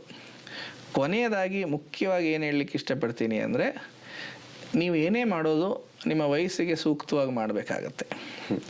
ಆ ವಯಸ್ಸಲ್ಲಿ ಒಂದೇದು, ನೀವು ವಿದ್ಯಾಭ್ಯಾಸ ಬಿಟ್ಟು ಜವಾಬ್ದಾರಿಗಳನ್ನ ತಗೊಂಡು ವಿದ್ಯಾಭ್ಯಾಸ ಹಿಂದುಳಿಬೋದು. ಅದೇ ನೀವು ಒಂದು ಸಹಾಯ ತಗೊಂಡು ನಿಮ್ಮ ಒಂದು ಮನಸ್ಸನ್ನು ಆ ತೊಂದರೆಗಳಿಗೆ ಜಾಸ್ತಿ ಕೊಡದೆ ವಿದ್ಯಾಭ್ಯಾಸನ ಮುಗಿಸಿ ನೀವು ಸ್ವಲ್ಪ ಇನ್ನೂ ಒಂದು ಒಳ್ಳೆಯ ಮಟ್ಟದಲ್ಲಿ ಮನೆ ಪರಿಸ್ಥಿತಿನ ನಿಭಾಯಿಸ್ಬೋದು. ಅಂದರೆ ಆ ವಯಸ್ಸಿನ ಪ್ರಕಾರ ನಾವು ಜವಾಬ್ದಾರಿಗಳನ್ನ ತಗೋಬೇಕಾಗತ್ತೆ. ಆ ಜವಾಬ್ದಾರಿಗಳು ಯಾರು ಒಬ್ಬರು ನಮಗೆ ಬಹಳ ಜವಾಬ್ದಾರಿಯುತ ಪೋಷಕರಿದ್ದಾರೆ ಅವ್ರ ಜೊತೆ ಸೇರಿ ನಾವು ಅದನ್ನು ನಡೆಸ್ಕೊಂಡು ಹೋಗ್ಬೇಕಾಗತ್ತೆ. ಸೊ ಮೂರನೇದು, ಈ ಒಂದು ಕಷ್ಟಗಳಿಂದ ಸ್ವಲ್ಪ ನಾವು ಒಂದು ಗಟ್ಟಿ ಮನಸ್ಸು ಮಾಡಬೇಕಾಗತ್ತೆ. ಉದಾಹರಣೆಗೆ ತಾಯಿನೇ ಇರ್ಬೋದು. ಉದಾಹರಣೆಗೆ ಕುಡಿಯೋ ವ್ಯಕ್ತಿ ಇದ್ದರೆ ಅವರು ಜಗಳ ಮಾಡ್ತಿರಲ್ಲ, ಗಲಾಟೆ ಮಾಡ್ತಿರಲ್ಲ, ಅವರು ಅದನ್ನು ಸಾಲ್ವ್ ಮಾಡಬೇಕು ಅಂತಿರಲ್ಲ. ನಾವು ಅದಕ್ಕೆ ಭಾವನಾತ್ಮಕವಾಗಿ ಆಗ್ಬಿಟ್ಟು ಸಾಲ್ವ್ ಮಾಡೋಕ್ಕೆ ಹೋದರೆ ಅದು ವಿದ್ಯಾಭ್ಯಾಸದ ಮೇಲೆ ಅಫೆಕ್ಟ್ ಆಗಿಬಿಡುತ್ತೆ. ಸೊ ಯಾವ ಥರ ಜವಾಬ್ದಾರಿಯುತ ಪೇರೆಂಟು ಅದನ್ನು ಬಿಟ್ಟಿದ್ದಾರೆ ಸದ್ಯಕ್ಕೆ ಏನು ಮಾಡ್ಬೋದು ಅಂತ, ಅದನ್ನು ನಾವು ಪಾಲನೆ ಮಾಡೋದು ಒಳ್ಳೆಯದು. ಅದರೊಳಗಡೆ ಭಾವನೆಗಳನ್ನು ಒಳಗಡೆ ಹೋಗ್ಲಿಕ್ಕಿಂತ ಆ ಮೂಮೆಂಟಲ್ಲಿ ಅದರಿಂದ ದೂರ ಇರೋದೇ ಒಳ್ಳೆಯದು. ಹೇಗೆ ದೊಡ್ಡವರು ಏನು ಮಾಡ್ಲಿಕ್ಕೆ ಸಾಧ್ಯ ಆಗುತ್ತೆ ಅಷ್ಟನ್ನು ಎಕ್ಸೆಪ್ಟ್ ಮಾಡಿಕೊಂಡು ನಮ್ಮ ಒಂದು ಏನು ಕಲಿಯೋದಿದೆ ಅದ್ರ ಬಗ್ಗೆನೂ ಫೋಕಸ್ ಮಾಡೋದು ಸ್ವಲ್ಪ ಸುಲಭ ಅಲ್ಲ, ಕಷ್ಟ. ಬಟ್ ಆದರೆ ಕಾನ್ಸ್ಟೆಂಟಾಗಿ, ಅಂದರೆ ಪ್ರತಿನಿತ್ಯ ಆ ಒಂದು ಯಾರು ಜವಾಬ್ದಾರಿಯುತ ಪೋಷಕರಿದ್ದಾರೆ ಮತ್ತು ಯಾರು ನಿಮಗೆ ಗೈಡ್ ಇದ್ದಾರೆ, ಟೀಚರೇ ಇರ್ಬೋದು ಅಥವಾ ರಿಲೇಟಿವ್ ಇರ್ಬೋದು, ಇವು 3 ಜನರ ಜೊತೆ ಕಷ್ಟಗಳನ್ನ ಹೇಳ್ಕೊಡ್ತಾ ಇದ್ದರೆ ಆ ಒಂದು ಆಲೋಚನೆಗಳು ಸೃಷ್ಟಿ ಆಗ್ತಾ ಹೋಗುತ್ತೆ. ಆ ಒಂದು ದಾರಿನ, ಒಂದು ಬೆಸ್ಟ್ ದಾರಿನ ಸೆಲೆಕ್ಟ್ ಮಾಡ್ಕೊಳ್ಳಿಕ್ಕೆ. ಸೊ ಆ ಕಮ್ಯುನಿಕೇಷನ್ ಅನ್ನೋದು, ಆ ಭಾವನೆಗಳನ್ನ ಶೇರ್ ಮಾಡೋದು ಇಂಪಾರ್ಟೆಂಟ್ ಅಂತ. ಅದರಿಂದ ನಿರ್ಧಾರಗಳು ಸಹ ಸ್ವಲ್ಪ ಕ್ಲಿಯರ್ ಆಗುತ್ತೆ ಆ ಒಂದು ಸನ್ನಿವೇಶಗಳನ್ನು ನಿಭಾಯಿಸಲಿಕ್ಕೆ ಆ ವಯಸ್ಸಲ್ಲಿ ಅನ್ನೋದನ್ನ ಹೇಳಲಿಕ್ಕೆ ಇಷ್ಟಪಡ್ತೀನಿ. ರೈಟ್ ಸರ್, ನೀವು ಹೇಳಿದ್ರಿ ಯಾವ ರೀತಿ ಹದಿಹರಿಯದವರು ಇಂತಹ ಸಮಸ್ಯೆಗಳನ್ನ ಎದುರಿಸ್ತಾ ಇದ್ದಾಗ ಪೋಷಕರ ಹೊರತಾಗಿಯೂ ಸಹ ಸಂಬಂಧಿಕರಲ್ಲಿರಬಹುದು ಅಥವಾ ಶಿಕ್ಷಕರಿಂದ ಇರಬಹುದು ಸಹಾಯವನ್ನ ಯಾಚಿಸೋದು ತುಂಬಾ ಮುಖ್ಯ ಆಗುತ್ತೆ. ಮತ್ತೆ ಎರಡನೇದಾಗಿ ಕೌಟುಂಬಿಕ ಸಮಸ್ಯೆಗಳಿಂದ ಜಿಗುಪ್ಸೆ ಹೊಂದೋದು ಅಥವಾ ಜವಾಬ್ದಾರಿಯ ಕುರಿತಾಗಿ ಭಯ ಪಡೋದು ಮಾಡದೆ ಅವರ ವಯಸ್ಸಿಗೆ ಯಾವುದು ಸಮರ್ಪಕವೋ ಆ ರೀತಿಯಾದ ಕೆಲಸಗಳಲ್ಲಿ, ಸಹಾಯಗಳಲ್ಲಿ ತೊಡ್ಕೊಂಡಾಗ ಅವರ ಮುಂದಿನ ಜೀವನ ತುಂಬಾ ಚೆನ್ನಾಗಿರುತ್ತೆ ಅಂತ ಹೇಳಿದ್ರಿ. ಸರ್, ಶಿಕ್ಷಕರು ಅಂದಾಗ ನನ್ಗೊಂದು ವಿಚಾರ ನೆನಪಾಯ್ತು. ಹೈಸ್ಕೂಲ್ ಅಥವಾ ಪ್ರಿ ಯೂನಿವರ್ಸಿಟಿ ಇಲ್ಲಿ ಶಿಕ್ಷಣವನ್ನು ನೀಡುವಂತಹ ಅನೇಕ ಶಿಕ್ಷಕರು ಮಕ್ಕಳ ಭಾವನಾತ್ಮಕ ವಿಚಾರವಾಗಿ ಒಂದಷ್ಟು ಸಮಸ್ಯೆಗಳನ್ನ ಎದುರಿಸ್ತಾ ಇರ್ತಾರೆ. ಸರ್, ಏನಾದರೂ ಹೇಳಿದ್ರೆ ತುಂಬಾ ಎಮೋಷನಲ್ ಆಗಿ ತಗೋತಾರೆ. ಯಾವುದಾದ್ರೂ ಒಂದು ಮಗುಗೆ ಬೈದ್ರೆ ತುಂಬಾ ಅದನ್ನ ಮನ್ಸಿಗೆ ಹಚ್ಕೋತಾರೆ, ಕ್ಲಾಸಿಗೆ ಬರೋದೇ ಬಿಟ್ಬಿಡ್ತಾರೆ ಅಂತ ಹೇಳಿ. ನೀವು ಇದರೊಟ್ಟಿಗೆ ನಾನು ಅನ್ನುವಂತಹ ಒಂದು ಭಾವನೆ, ಐಡೆಂಟಿಟಿ ಕ್ರಿಯೇಟ್ ಆಗ್ತಾ ಇರುತ್ತೆ ಈ ವಯಸ್ಸಿನಲ್ಲಿ ಅಂತ ಹೇಳಿದ್ರಿ. ಸೊ ಶಾಲಾ ಶಿಕ್ಷಕರು, ಎಸ್ಪೆಷಲಿ ಹದಿಹರಿಯದವರಿಗೆ ಶಿಕ್ಷಣವನ್ನು ನೀಡ್ತಾ ಇರುವಂತಹ ಶಿಕ್ಷಕರು ಯಾವ ವಿಚಾರವನ್ನ ಗಮನದಲ್ಲಿಟ್ಕೋಬೇಕು ಮತ್ತೆ ಯಾವ ಮೆಷರ್ಸ್ ಅನ್ನ ತಗೋಬೇಕು? ರೈಟ್. ಸೊ ಇಲ್ಲಿವರೆಗೆ ಚರ್ಚೆ ಮಾಡಿದ್ದನ್ನೇ ಮತ್ತೆ ನಾನು ಸ್ವಲ್ಪ ಹೈಲೈಟ್ ಮಾಡಿ ಇದಕ್ಕೆ ಉತ್ತರ ಕೊಡಲಿಕ್ಕೆ ಇಷ್ಟಪಡ್ತೀನಿ. ಸೊ ಸಮಾಜ ಬದಲಾಗ್ತಾ ಇದೆ. ಸೊ ಬದಲಾಗೋ ಒಂದು ಪರಿಸ್ಥಿತಿಯಲ್ಲಿ ಈ ಒಂದು ವಯಸ್ಸಿನಲ್ಲಿ ಈ ಒಂದು ಮನಸ್ಸಿನ ಬಗ್ಗೆ, ಭಾವನೆಗಳ ಬಗ್ಗೆ ಅಥವಾ ಅದನ್ನು ನಿಭಾಯಿಸೋ ಬಗ್ಗೆ ತಿಳುವಳಿಕೆ ಜಾಸ್ತಿ ಬೇಕಾಗಿದೆ. ಇದು ಈ ಕಾಲದ ಒಂದು ಅವಶ್ಯಕತೆ. ಸೊ ಈ ವಯಸ್ಸಲ್ಲಿ ಆ ಅವಶ್ಯಕತೆ ಜಾಸ್ತಿ ಇರುತ್ತೆ. ಯಾವುದೇ ಟೀಚರ್ ಆಗಲಿ ಅಥವಾ ಪೋಷಕರಾಗಲಿ ಏನಾದ್ರು ಬೇರೆ ಒತ್ತಡ ಜೊತೆಗೆ ಇದನ್ನು ನಿಭಾಯಿಸ್ಲಿಕ್ಕೆ ಹೋದರೆ ನಾವು ಅದಕ್ಕೆ ರಿಯಾಕ್ಟ್ ಮಾಡಿಬಿಡ್ತೀವಿ. ಆವಾಗ ಆ ಒಂದು ಪರಿಸ್ಥಿತಿಗೆ ಸೊಲ್ಯೂಷನ್ ಸಿಗುತ್ತೆ ಅನ್ನೋದು ಡೌಟ್ಫುಲ್ ಆಗುತ್ತೆ. ಸೊ 2 ಪಾಯಿಂಟ್ನ ನಾನು ಎಕ್ಸ್ಪ್ಲೇನ್ ಮಾಡಿದೆ. ಎಲ್ಲರಿಗೂ ಒತ್ತಡ ಇದೆ. ಸೊ ರಿಯಾಕ್ಟರ್ ಮೋಡಲ್ಲಿ ನಾವು ಜಾಸ್ತಿ ಇರ್ತೀವಿ. ಎರಡನೇದು, ಈ ವಯಸ್ಸಿನಲ್ಲಿ, ಈ ಕಾಲದಲ್ಲಿ ಈ ಒಂದು ಆಲೋಚನೆ ಬಗ್ಗೆ, ಭಾವನೆಗಳ ಬಗ್ಗೆ ತಿಳುವಳಿಕೆ ಅತಿ ಹೆಚ್ಚಾಗಿ ಈ ವಯಸ್ಸಿಗೆ ಬೇಕಾಗಿದೆ. ಸೊ ಇಂಥ ಪರಿಸ್ಥಿತಿಯಲ್ಲಿ ನಾವು ಏನೇ ಒಂದು ಪರಿಸ್ಥಿತಿಯಲ್ಲಿ ನಾವು ರಿಯಾಕ್ಟ್ ಮಾಡ್ತಿದ್ದೀವಿ ಅಂತ ಹೇಳಿದ್ರೆ ಅದನ್ನು ಮಾಡದೇ ಇರೋದನ್ನು ಕಲಿಯಬೇಕು. ಆ ಮೂಮೆಂಟಲ್ಲಿ ಇಲ್ಲ, ಸ್ವಲ್ಪ ನನಗೆ ಸಿಟ್ಟು ಬರ್ತಾ ಇದೆ, ಆಮೇಲೆ ಮಾತಾಡ್ತೀನಿ ನಿನ್ನ ಜೊತೆ. ಸೊ ರಿಯಾಕ್ಷನ್ ಅನ್ನೋದನ್ನು ಮಕ್ಕಳ ಜೊತೆ ಅವಾಯ್ಡ್ ಮಾಡೋದನ್ನು ನಾವು ಒಂದು ಕಲಿಯೋದಾದರೆ, ಎರಡನೇದು ಅವ್ರಿಗೆ ಆಲೋಚನೆ ಮಾಡಲಿಕ್ಕೆ ಸಮಯ ಕೊಡೋದು. ಈ ಥರ ಆಗ್ತಾ ಇದೆ, ನೀನೇ ಒಂದು 2 ದಿನ ನನಗೆ ಆಲೋಚನೆ ಮಾಡಿ ಹೇಳು, ಏನು ಮಾಡಬೇಕು ಅಂತಿದೆಯಾ. ಸೊ ಅದು ಅವರಿಗೆ ಒಂದು ಆಲೋಚನೆ, ನಾನು ಈ ಥರ ಮಾಡಬೇಕು, ಪರಿಕಲ್ಪನೆ ಮಾಡಬೇಕು ಅಂತ ಅವರಲ್ಲಿ ಜವಾಬ್ದಾರಿ ಮೂಡಿಸುತ್ತೆ. ಅವರೇ ಅದಕ್ಕೆ ಸೊಲ್ಯೂಷನ್ ತಗೊಬರೋ ಚಾನ್ಸ್ ಇರುತ್ತೆ. ಮೂರನೇದು, ಇಷ್ಟೆಲ್ಲ ಆದರೂ ಸಹ ಆ ತೊಂದರೆ ಉಳಿತಾನೇ ಇದೆ ಅಂದರು, ನಾವು ಯಾವುದೇ ಕಾರಣಕ್ಕೂ ಯಾರ ಮುಂದೆನೂ ಸಹ ಒಬ್ಬರನ್ನ ಹೀಯಾಳಿಸ್ಬಾರ್ದು ಅಥವಾ ನಿರ್ಧಾರಗಳು ಮಾಡಬಾರ್ದು, ಜಡ್ಜ್ಮೆಂಟ್ ಪಾಸ್ ಮಾಡಬಾರ್ದು ಅವರ ಒಂದು ವ್ಯಕ್ತಿತ್ವದ ಬಗ್ಗೆ, ಅವರ ಒಂದು ಕ್ವಾಲಿಟಿ ಬಗ್ಗೆ, ಅವರ ಒಂದು ಮೊರಾಲಿಟಿ ಬಗ್ಗೆ. ಯಾಕೆ ಅಂತ ಹೇಳಿದ್ರೆ ಅದು ಕಂಪ್ಯಾರಿಸನ್ ಆಗುತ್ತೆ, ಜಡ್ಜ್ಮೆಂಟ್ ಆಗುತ್ತೆ. ಸೊ ಅದ್ರ ಬದಲು ಒಂದು ಫರ್ಮ್ ಸ್ಟ್ಯಾನ್ಸ್, ಅಂದರೆ ಒಂದು ಸದೃಢ ಧ್ವನಿಯಲ್ಲಿ ನಾವು ಅವ್ರಿಗೆ ಈ ಥರ ಮಾಡ್ತಿರೋದು ತಪ್ಪಲ್ವಾ, ಈ ಥರ ನೀವು ಇದನ್ನ ಬದಲಾಯಿಸ್ಬೋದಾ ಅಂತ ಒಂದು ವೈಯಕ್ತಿಕ ಲೆವೆಲಲ್ಲಿ ಹೇಳೋದು ಬಹಳ ಮುಖ್ಯ. ಸೊ ಇಷ್ಟೂ ಮೀರಿ ಕಷ್ಟ ಆಗ್ತಿದೆ ಅಂತ ಹೇಳಿದ್ರೆ ಪೋಷಕರನ್ನ ಜೊತೆಲಿ ಕೂರಿಸಿ ಮಾತಾಡ್ಬೋದು. ಸೊ ಓವರಾಲ್ ನಾನು ಏನು ಹೇಳಲಿಕ್ಕೆ ಇಷ್ಟಪಡ್ತೀನಿ ಅಂತ ಹೇಳಿದ್ರೆ, ಈ ಒಂದು ಆಲೋಚನೆ, ಪರಿಕಲ್ಪನೆ ಅನ್ನೋದು ಶಿಕ್ಷಕರಲ್ಲಿ, ದೊಡ್ಡವರಲ್ಲಿ ಜಾಸ್ತಿ ಆಗೋ ಅವಶ್ಯಕತೆ ಕಾಲ ಬಂದಿದೆ. ಯಾಕೆ ಅಂದರೆ ಟೆಕ್ನಾಲಜಿ ಇನ್ನು ಮುಂದೆ ಎಲ್ಲಿ ಕರ್ಕೊಂಡು ಹೋಗುತ್ತೆ ನಮ್ಮನ್ನು ಗೊತ್ತಿಲ್ಲ. ಸೊ ಇಂಥ ಕಾಲದಲ್ಲಿ ನಾವು ಈ ವಯಸ್ಸಲ್ಲಿ ಸ್ಪಂದಿಸಬೇಕಾದ್ರೆ ಅವರ ಆಲೋಚನೆ ಶಕ್ತಿ ಹೆಂಗೆ ಜಾಸ್ತಿ ಮಾಡಬೇಕು ಅನ್ನೋದು ನಮ್ಮ ಉದ್ದೇಶ ಆಗಬೇಕು. ನಮ್ಮ ಭಾವನೆ ಎಷ್ಟು ಅಡ್ಡ ಬರ್ತಾ ಇದೆ ನನ್ನ ಒಂದು ಕಮ್ಯುನಿಕೇಷನ್ಲಿ ಅಂಥವ್ರ ಜೊತೆ ಅನ್ನೋದನ್ನ ಫಸ್ಟು ಮನಸ್ಸಲ್ಲಿ ಇಟ್ಕೋಬೇಕು. ಮೂರನೇದು ಅವ್ರಿಗೆ ಆಲೋಚನೆ ಮಾಡಲಿಕ್ಕೆ ನಾವು ಪ್ರೋತ್ಸಾಹ ಕೊಡಬೇಕು. ನಾಲ್ಕನೇದು ಆ ಒಂದು ಫರ್ಮ್ ಆಗಿ ಆ ಜವಾಬ್ದಾರಿಯುತ ಚರ್ಚೆಗಳನ್ನ ಅವ್ರಿಗೆ ಈ ಥರ ಜವಾಬ್ದಾರಿ ಇದೆ ಅನ್ನೋದನ್ನು ಸೃಷ್ಟಿ ಮಾಡ್ಬೋದು. ಮತ್ತು ಅದಕ್ಕೆ ಏನು ಕಾನ್ಸಿಕ್ವೆನ್ಸ್ ಇದೆ ಅಂತಲೂ ಚರ್ಚೆ ಮಾಡ್ಬೋದು. ಸೊ ಇವೆಲ್ಲ ಸ್ಟೇಜ್ ಬೈ ಸ್ಟೇಜ್ ನಾವು ಮಾಡ್ತಾಯಿದ್ದೀವಿ. ಸೊ ಇದೊಂದನ್ನು ನಾವು ಬರೀ ಒಂದು ಜಡ್ಜ್ಮೆಂಟಿಂದ, ಒಂದು ಕಂಪ್ಯಾರಿಸನಿಂದ, ಒಂದು ಹೀಯಾಳಿಸಿ ಅವರದನ್ನು ಕಲ್ತು ಬಿಡ್ತಾರೆ ಅಂತ ಹೇಳ್ಕೊಳ್ಳೋದು ಸ್ವಲ್ಪ ಕಷ್ಟಕರವಾದ ವಿಷಯ. ಅದ್ರ ಬದಲು ಅದು ಆಲ್ಟರ್ನೇಟಾಗಿ ನೋವು ಮಾಡ್ಬೋದು. ಸೊ ಅದನ್ನು ನಾವು ಅವಾಯ್ಡ್ ಮಾಡೋದನ್ನು ಕಲಿಯೋ ಅವಶ್ಯಕತೆ ಇದೆ. ಎಷ್ಟೊಂದು ಟೀಚರ್ಸ್ಗೆ ಹಂಗೆ ಅನಿಸುತ್ತೆ, ಮೊದಲು ಹಂಗಿತ್ತು ಆವಾಗ ಹಂಗೆ ಎಕ್ಸೆಪ್ಟ್ ಮಾಡ್ತಾ ಇದ್ದೋ ಅಂತ. ಸೊ ಅದು ತಪ್ಪಲ್ಲ. ಆವಾಗ ಆ ಥರ ಒಂದು ಸೊಸೈಟಿ ಇತ್ತು, ಆ ಥರ ವ್ಯಾಲ್ಯೂಸ್ ಇತ್ತು. ಇವಾಗ ಅದೇ ಟೀಚರು, ಅದೇ ಒಂದು ಪೋಷಕರಾಗಲಿ ಅದೇ ಥರ ಮನೆಗಳಲ್ಲಿ ಬದುಕ್ತಾ ಇಲ್ಲ, ಅದೇ ಥರ ಕೆಲಸಗಳು ಮಾಡ್ತಾ ಇಲ್ಲ, ಅದೇ ಥರ ಫಿಲಮ್ಗಳನ್ನ ನೋಡ್ತಾ ಇಲ್ಲ. ಅಂದರೆ ಎಲ್ಲನೂ ಬದಲಾಗಿದೆ. ಸೊ ನಾನೇನು ಹೇಳಕ್ಕೆ ಇಷ್ಟಪಡ್ತೀನಿ ಅಂದರೆ, ಈವನ್ ಫಿಲಾಸಫಿಗಳು ಹೇಳಿದೆ, ಸಮಾಜ ಹೇಗೆ ಬದಲಾಗುತ್ತೆ ಹಾಗೆ ನಾವು ಬದಲಾಗಬೇಕಾಗತ್ತೆ. ಅದೇ ಥರ ಈ ಸಮಾಜದಲ್ಲಿ ಈ ಒಂದು ಆಲೋಚನೆ ಮತ್ತು ಸಂಬಂಧಗಳ ಪರಿಕಲ್ಪನೆ, ಈ ಒಂದು ಕಮ್ಯುನಿಕೇಷನ್ಗಿರೋ ಒಂದು ಇಂಪಾರ್ಟೆನ್ಸ್ ಜಾಸ್ತಿ ಆಗ್ತಾ ಇದೆ. ಸೊ ನಾವು ಅದನ್ನು ಸ್ವಲ್ಪ ರೂಢಿ ಮಾಡ್ಕೊಳ್ಳೋಕ್ಕೆ ಪ್ರಯತ್ನ ಮಾಡಿದ್ರೆ ಅದು ನಮಗೆ ಕಷ್ಟ ಆಗೋದಿಲ್ಲ ಅನ್ನೋ ಒಂದು ನಂಬಿಕೆ ನಂದು.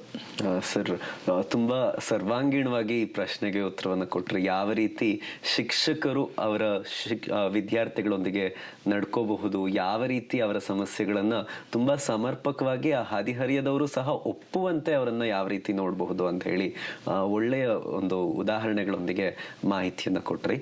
ಸರ್, ನೀವು ಹೇಳ್ತಾ ಇದ್ರಿ, ಶಿಕ್ಷಕರಿಗೆ ನೀವು ಹೇಳಿದ್ರಿ ಈ ರೀತಿ ಕಂಪೇರ್ ಮಾಡುವಂಥದ್ದು ಅಥವಾ ಅವರನ್ನ ಲೇಬಲ್ ಮಾಡುವಂಥದ್ದು ಮಾಡಬಾರ್ದು, ಅಥವಾ ಎಲ್ಲರ ಮುಂದೆ ಅವರ ಐಡೆಂಟಿಟಿ ಹರ್ಟ್ ಆಗುವಂತೆ ನಾವು ಮಾಡಬಾರ್ದು ಅಂತ ಹೇಳಿ.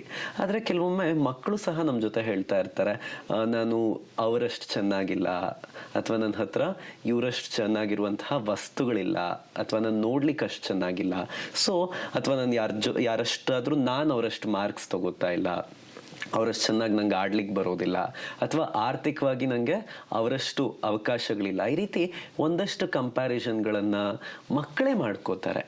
ಅದನ್ನು ಯಾವ ರೀತಿ ಮಕ್ಕಳು ಅದರಿಂದ ಯಾವ ರೀತಿ ಮಕ್ಕಳು ಅದನ್ನ ಹೊರಗೆ ಬರ್ಲಿಕ್ಕೆ ಸಹಾಯ ಮಾಡ್ಕೋಬಹುದು, ಅವ್ರು ಯಾವ ರೀತಿ ನೆರವಾಗಬಹುದು? ಏನಂತ ಹೇಳಿದ್ರೆ, ಕೀಳಿರಿಮೆ ಅನ್ನೋದು ಸೃಷ್ಟಿ ಆಗ್ತಾ ಹೋಗುತ್ತೆ ಈ ಒಂದು ಹರಿಹರದ ವಯಸ್ಸಲ್ಲಿ.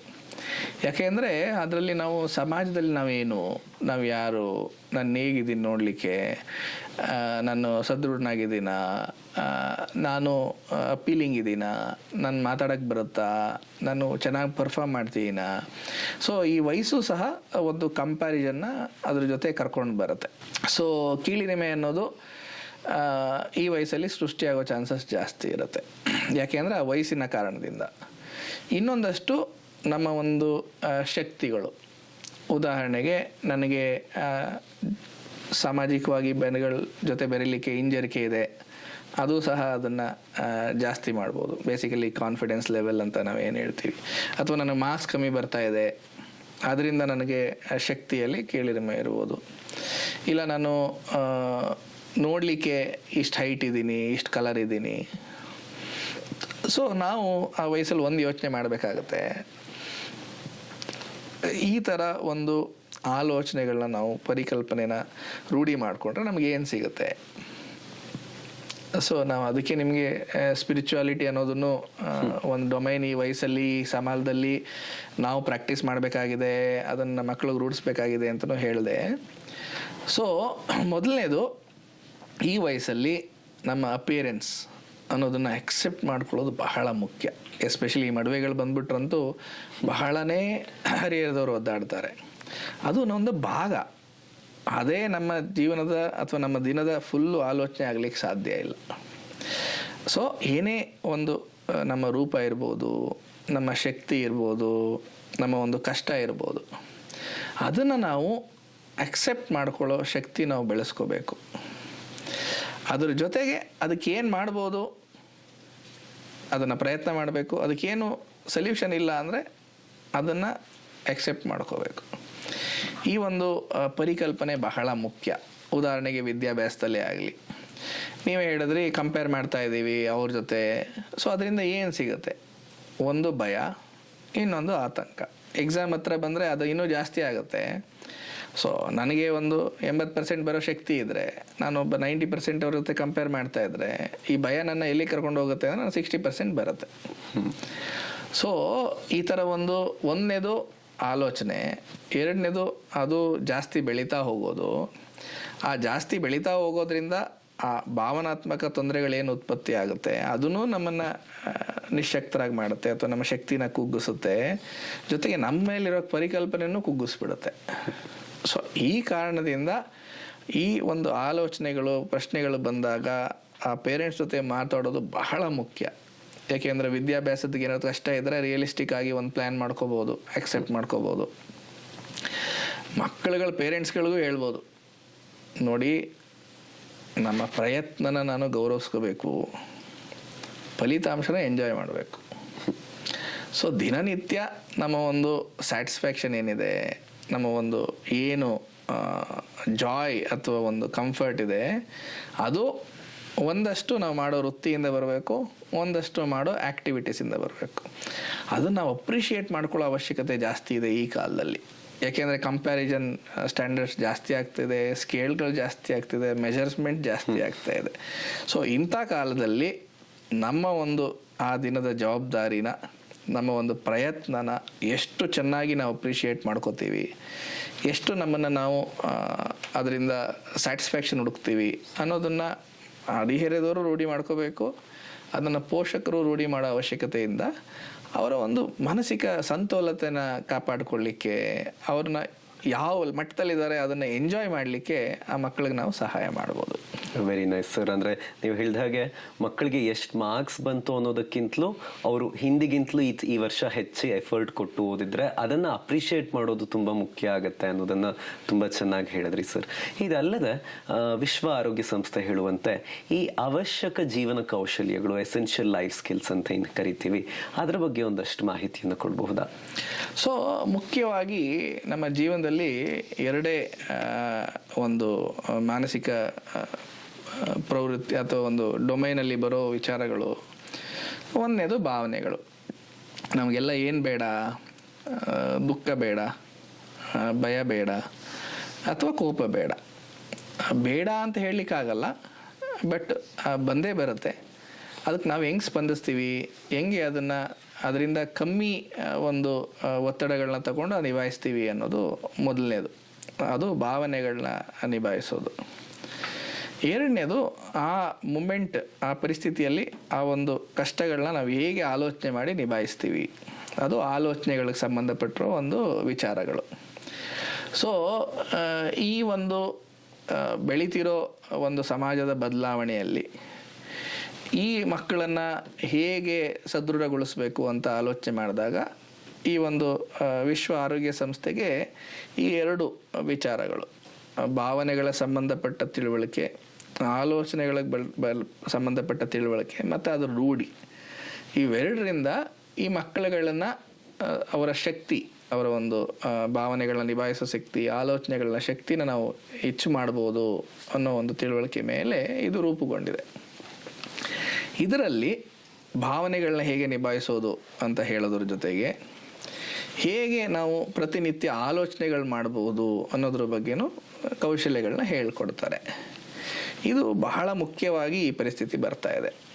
ಉದಾಹರಣೆಗೆ ಆಲೋಚನೆಗಳಂತ ಆದರೆ ನಿರ್ಧಾರಗಳು ಮಾಡೋದು, ಒಂದು ತೊಂದರೆ ಬಂದಾಗ ಅದು ನಿಭಾಯಿಸೋದು, ನಾನು ಹೇಗೆ ನನ್ನ ಜೀವನದ ಬಗ್ಗೆ ಆಗಲಿ ಪರಿಸ್ಥಿತಿ ಬಗ್ಗೆ ಬಹಳ ಎಲಾಬೊರೇಟಾಗಿ ಥಿಂಕ್ ಮಾಡಿ ಅದಕ್ಕೆ ಸೊಲ್ಯೂಷನ್ ಹುಡುಕ್ಬೋದು. ಇದು ಆಲೋಚನೆಗಳಿಗೆ ಸಂಬಂಧಪಟ್ಟ ವಿಚಾರ. ಆದರೆ ಈ ಭಾವನೆಗಳು ಬಂದಾಗ ನಾವೇನು ಮಾಡಬೇಕು, ಒತ್ತಡ ಬಂದಾಗ ಏನು ಮಾಡಬೇಕು, ಅದನ್ನು ಹೆಂಗೆ ನಿಭಾಯಿಸಬೇಕು, ಇದು ಆ್ಯಸ್ ಎ ಪ್ರಾಕ್ಟಿಕಲ್ ಸನ್ನಿವೇಶಕ್ಕೆ ಸಂಬಂಧಪಟ್ಟಂಗೆ ಇವಾಗ ಏನು ನಾವು ಚರ್ಚೆ ಮಾಡೋದು ಆ ವಯಸ್ಸಲ್ಲಾಗೋ ಕಾಮನ್ ತೊಂದರೆಗಳಿಗೆ ಸಂಬಂಧಪಟ್ಟು ಅದನ್ನು ನಾವು ಶಾಲೆಗಳಲ್ಲಿ ಕಲಿಸ್ಬೋದು. ಆ ಥರ ನಿಜ ಜೀವನದ ಸಂಬಂಧಗಳಿಗೆ ಈ ಆಲೋಚನೆಗಳು ಮತ್ತು ಭಾವನೆಗಳನ್ನ ನಿಭಾಯಿಸೋ ಶಕ್ತಿನ ಅವರು ಒಂದು ಎನ್ಯಾಕ್ಟ್ಮೆಂಟ್ ಮುಖಾಂತರ, ಒಂದು ಅವ್ರ ಇನ್ವಾಲ್ವ್ಮೆಂಟ್ ಮುಖಾಂತರ ಕಲಿತಾಗ ಅದನ್ನು ಅವರು ನಿಜ ಜೀವನದಲ್ಲೂ ಸಹ ಅಳವಡಿಸ್ಕೊಳ್ಳಿಕ್ಕೆ ಸಹಾಯ ಆಗುತ್ತೆ. ಇದರಿಂದ ಮುಖ್ಯವಾಗಿ ಯಾವುದೇ ಒಂದು ತೊಂದರೆ ಬಂದಾಗ ಅವರು ಒಂದು ಅದರಿಂದ ಕುಗ್ಗೋದೇ ಆಗಲಿ, ಅದರಿಂದ ಅವರು ಬಹಳ ಬಳಲೋದೇ ಆಗಲಿ, ಉದಾಹರಣೆಗೆ ಡಿಸಾರ್ಡರ್ ಅಂತ ಹೇಳ್ತೀವಿ, ಡಿಪ್ರೆಷನ್ಗೆ ಹೋಗೋದು, ಆ್ಯಂಗ್ಸೈಟಿ ಡಿಸಾರ್ಡ್ರಿಗೆ ಹೋಗೋದು, ಅಥವಾ ಸಿವಿಯರ್ ಆಗಿ ಆ್ಯಂಗರ್ ಆಗಿ ಅದರಿಂದ ತೊಂದರೆ ಆಗೋದು, ಇದನ್ನು ಕಮ್ಮಿ ಮಾಡಲಿಕ್ಕೆ ಸಹಾಯ ಆಗುತ್ತೆ. ಸೊ ಓವರಾಲ್ ಈ ಒಂದು ಆಲೋಚನೆಗಳಿರೋ ಕೌಶಲ್ಯಗಳು, ಭಾವನೆಗಳು ನಿಭಾಯಿಸೋ ಕೌಶಲ್ಯಗಳು, ಆ ವಯಸ್ಸಿಗೆ ಅನುಗುಣವಾಗಿ ಅವರು ಅದನ್ನ ಚರ್ಚೆ ಮಾಡಿ ಅದರ ಒಂದು ಪರಿಕಲ್ಪನೆ, ಪ್ಯಾಟರ್ನ್ಸ್ ಆಫ್ ಥಿಂಕಿಂಗ್ನ ಕಲ್ತ್ಕೊಳ್ತಾ ಹೋದಾಗ ಅದನ್ನು ಅವರು ದಿನಜೀವನದಲ್ಲಿ ಅಪ್ಲೈ ಮಾಡಿಕೊಂಡು ಹೆಲ್ಪ್ ಆಗುತ್ತೆ. ಮುಖ್ಯವಾಗಿ ಕಮ್ಯುನಿಕೇಷನ್ ಸ್ಕಿಲ್ಸ್ ಅಂತಲೂ ಇದೆ ಅದರಲ್ಲಿ. ನಾವೇನು ಚರ್ಚೆ ಮಾಡೋದು, ಹೇಗೆ ಪೀಠಿಕೆ ಹಾಕೋದು, ಹೇಗೆ ಅದನ್ನು ಡಿಸ್ಕಸ್ ಮಾಡಿ ಅದನ್ನ ಸಾಲ್ವ್ ಮಾಡೋದು, ಇದು. ಸೊ ಬೇಸಿಕಲಿ ಒಂದು ಆಲೋಚನೆ ಮತ್ತು ಕಮ್ಯುನಿಕೇಷನ್ ಒಂದು ಕಡೆ ಆದರೆ, ಇನ್ನೊಂದು ಕಡೆ ಭಾವನೆಗಳು, ಈ ಎರಡು ಪರ್ಯಾಯದಲ್ಲಿ ಈ ಕೌಶಲ್ಯಗಳನ್ನ ನಾವು ಕಲಿಸೋದ್ರಿಂದ ಬಹಳ ಸಹಾಯ ಆಗುತ್ತೆ ಅಂತ ವಿಶ್ವಸಂಸ್ಥೆ ಒಂದು ರೆಕಮೆಂಡ್ ಮಾಡ್ತಾ ಇದೆ. Nice sir. ಮತ್ತೊಂದು ಪ್ರಶ್ನೆ, ನಾವು ರಾಷ್ಟ್ರೀಯ ಯುವ ದಿನಾಚರಣೆಯನ್ನು ಸಹ ಗಮನದಲ್ಲಿಟ್ಕೊಂಡು ಈ ಪ್ರಶ್ನೆಯನ್ನು ಕೇಳ್ತಾ ಇದ್ದೀನಿ. ಹಲವಾರು ಹದಿಹರಿಯದ ಸಮಸ್ಯೆಗಳು ಯುವಕರಲ್ಲೂ ಸಹ ನಾವು ಕಾಣ್ತೀವಿ. ಒಂದು ಮುಖ್ಯವಾದಂತಹ ಒಂದು ಸಮಸ್ಯೆಯನ್ನು ಹಲವರು ಎದುರಿಸೋದೇನಪ್ಪ ಅಂದರೆ ರಿಜೆಕ್ಷನ್ ಅನ್ನುವಂಥದ್ದು ತುಂಬ ತೀವ್ರವಾಗಿ ಮನಸ್ಸಿಗೆ ಹಚ್ಚುವಂಥದ್ದು ಅಥವಾ ಮನಸ್ಸಿನ ನೆಮ್ಮದಿಯನ್ನು ಕಾಡುವಂಥದ್ದು ಇರುವಂತಹ ಸಮಸ್ಯೆ. ಈ ರಿಜೆಕ್ಷನ್ ಇತ್ಯಾದಿಗಳನ್ನು ಯಾವ ರೀತಿ, ಫೇಲ್ಯೂರ್ಸ್ ಇತ್ಯಾದಿಗಳನ್ನು ಯಾವ ರೀತಿ ಯುವಕರು ಅಥವಾ ಹದಿಹರಿಯದವರು ಇದನ್ನು ಸಂಭಾಳಿಸಬಹುದು? ಸೊ ಕೊನೆಗೆ ಮತ್ತೆ ಅಲ್ಲಿಗೆ ಬರ್ತಾ ಇದ್ದೀವಿ. ಇದೆಲ್ಲ ಈ ಒಂದು ಕಾಲಘಟ್ಟ ನಮಗೆ ತರ್ತಿರೋ ಪ್ರಶ್ನೆಗಳು. ಯಾಕೆಂದರೆ ರಿಜೆಕ್ಷನ್ನೇ ಆಗಲಿ, ಫೇಲ್ಯೂರೇ ಆಗಲಿ, ಅದು ಎಷ್ಟೊಂದು ನಮ್ಮ ಇಂಡಿವಿಜುವಲಿಸ್ಟಿಕ್ ಪರ್ಸ್ಪೆಕ್ಟಿವಿಂದ ಸೃಷ್ಟಿ ಆಗ್ತಿರೋ ಅಥವಾ ಕಾಂಪಿಟೇಟಿವ್ ಎನ್ವಿರಾನ್ಮೆಂಟಿಂದ ಸೃಷ್ಟಿ ಆಗ್ತಿರೋ ಒಂದು ಸನ್ನಿವೇಶಗಳು. ಸೊ ಇಂಥ ಪರಿಸ್ಥಿತಿಯಲ್ಲಿ ನನ್ನಲ್ಲಿ ಬೇರೆ ಬೇರೆ ನಾನುಗಳಿದ್ದಾವೆ ಅಂತ ಅರ್ಥ ಮಾಡ್ಕೋಬೇಕಾಗತ್ತೆ. ಉದಾಹರಣೆಗೆ ನಾನು ಅನ್ನೋದು ನನ್ನ ಆರೋಗ್ಯ, ನನ್ನ ಸಂತೋಷ ಅನ್ನೋ ಒಂದು ಲೆವೆಲ್ ಆದರೆ, ನಾನು ಅನ್ನೋದು ನನ್ನ ಮನೆಗೆ ಒಂದು ಭಾಗ ಆದರೆ, ನಾನು ಅನ್ನೋದು ಸಾಮಾಜಿಕ ಜೀವನ ಅಥವಾ ವೃತ್ತಿಪರ ಜೀವನಕ್ಕೆ ಒಂದಾಗಿದೆ. ಸೊ ನಾನು ಅನ್ನೋದ್ರಲ್ಲೇ ಈ ಥರ 4 ಭಾಗ ಇರಬೇಕಾದ್ರೆ, ಈ 4 ಭಾಗದಲ್ಲಿ ಒಂದು ಭಾಗದಲ್ಲಿ ಬಂದಾಗ ಅದನ್ನು ಎಲ್ಲ ಭಾಗಗಳಿಗೂ ಅನ್ವಯಿಸ್ಕೊಂಡು ಬಳಲೋದು ಎಷ್ಟು ಉಪಯುಕ್ತ ಅನ್ನೋದನ್ನ ನಾವು ಯೋಚನೆ ಮಾಡಬೇಕಾಗತ್ತೆ. ಸೊ ಯಾವುದೇ ಒಂದು ಪರಿಸ್ಥಿತಿ ಬಂದಾಗಲೂ ಸಹ ಒಂದನೇದು ನನಗೆ ಅಂತ ತಗೋಬಾರ್ದು, ಪರಿಸ್ಥಿತಿಗೆ ಅಂತ ತಗೋಬೇಕು. ಯಾಕೆಂದರೆ ಅದರಲ್ಲಿ ನನ್ನಲ್ಲೇ 4 ಭಾಗ ಇದೆ, ಅದರಲ್ಲಿ ಒಂದು ಭಾಗದಲ್ಲಿ ಇದು ಬರ್ತಾ ಇರೋದು ಅನ್ನೋದನ್ನು ನಾವು ಅದನ್ನು ಒಂದು ಆಬ್ಜೆಕ್ಟಿವ್, ಒಂದು ದೂರದ ದೃಷ್ಟಿಯಿಂದ ನೋಡ್ಬೋದು, ಪರ್ಸ್ನಲ್ ದೃಷ್ಟಿಗಿಂತ. ಆವಾಗ ನೋವು ಕಮ್ಮಿ ಆಗುತ್ತೆ. ಎರಡನೇದು, ಆ ಪರಿಸ್ಥಿತಿಗೆ ಅದನ್ನು ನಾನು ಅನ್ನೋದು ಬಿಟ್ಟು ನೋಡಿದಾಗ ಸೊಲ್ಯೂಷನ್ ಉದ್ಭವ ಆಗುತ್ತೆ. ಉದಾಹರಣೆಗೆ ನಾನು ಅಂದರೆ ಅವಾಯ್ಡ್ ಮಾಡ್ತೀನಿ, ಅದೇ ಅದು ಒಂದು ಪರಿಸ್ಥಿತಿ ಅಂದರೆ ನಾನು ಹೋಗಿ ಚರ್ಚೆ ಮಾಡ್ತೀನಿ. ರೈಟ್. ಅದು ಸಾಲ್ವ್ ಆದರೆ ಆಗುತ್ತೆ, ಆಗಲಿಲ್ಲ ಅಂದರೆ ಒಂದು ಜೀವನದಲ್ಲಿ ಒಂದು ಭಾಗ, ಅದಾಗಲಿಲ್ಲ ಎಕ್ಸೆಪ್ಟ್ ಮಾಡ್ಕೊಂಡು ಹೋಗ್ತೀನಿ. ಸೊ ಈ ರಿಜೆಕ್ಷನ್ ಅನ್ನೋದು ಜಾಸ್ತಿ ಆಗುತ್ತೆ ಹೊರತು ಕಾಲಕ್ರಮೇಣ ಕಮ್ಮಿ ಆಗುತ್ತೆ ಅಂತ ನಾವು ಎಕ್ಸ್ಪೆಕ್ಟ್ ಮಾಡೋಕ್ಕಾಗಲ್ಲ. ಇರೋ ಒಂದು ಎಷ್ಟೊಂದು ಆಪ್ಷನ್ಸ್ಗಳಿರೋದ್ರಿಂದ ಸೊ ಅದನ್ನು ಆಬ್ಜೆಕ್ಟಿವ್ ದೃಷ್ಟಿಕೋನದಿಂದ ನೋಡೋ ಶಕ್ತಿ ಬೆಳೆಸ್ಕೊಳ್ಳೋ ಅವಶ್ಯಕತೆ ಇದೆ. ಆವಾಗ ಸೊಲ್ಯೂಷನ್ಸ್ ಮಾಡ್ಬೋದು, ಓಪನಾಗಿ ಕಮ್ಯುನಿಕೇಷನ್ ಮಾಡ್ಬೋದು. ಆ ಓಪನಾಗಿ ಕಮ್ಯುನಿಕೇಷನ್ ಮಾಡೋ ರಿಸಲ್ಟ್ನು ಅಕ್ಸೆಪ್ಟ್ ಮಾಡೋ ಶಕ್ತಿ ಬೆಳೆಸ್ಕೊಳ್ಳೋ ಅವಶ್ಯಕತೆ ಇದೆ. ಸರ್, ಇವತ್ತು ಹಲವಾರು ಪ್ರಶ್ನೆಗಳಿಗೆ ನಾವು ಉತ್ತರವನ್ನು ಕಂಡುಕೊಂಡ್ವಿ. ಕೊನೆಯದಾಗಿ ಮಕ್ಕಳಿಗೆ ಅಥವಾ ಹದಿಹರಿಯದವರಿಗೆ ಸಂಬಂಧಪಟ್ಟಂತಹ ಯಾವ ಸಹಾಯಗಳನ್ನು ಕುಟುಂಬದ ಹೊರಗಡೆ ವೈದ್ಯಕೀಯವಾಗಿ ಅವ್ರು ಕಾಣಬಹುದು? ಈಗ ಉದಾಹರಣೆಗೆ ಬೇಲೂರಿನಲ್ಲಿ ನಮನ್ ಕಾರ್ಯಕ್ರಮ ಏನು ನಡೀತಾ ಇದೆ, ತಾಲೂಕು ಆಸ್ಪತ್ರೆಯಲ್ಲಿ ಮನೋವೈದ್ಯರು, ಆಪ್ತ ಸಮಾಲೋಚಕರು, ಸಾಮಾಜಿಕ ಕಾರ್ಯಕರ್ತರು ಅವರೆಲ್ಲರೂ ತಾಲೂಕು ಆಸ್ಪತ್ರೆಯಲ್ಲಿ ಲಭ್ಯವಿರ್ತಾರೆ. ಇದರೊಟ್ಟಿಗೆ ಬೇರೆ ಯಾವ ಸೇವೆಗಳು ಅಥವಾ ಸಹಾಯವಾಣಿಗಳಲ್ಲಿ ಮಕ್ಕಳು ಸಹಾಯವನ್ನು ಯಾಚಿಸಬಹುದು? ಸೊ ಬಹಳ ಮುಖ್ಯವಾದ ಪ್ರಶ್ನೆ.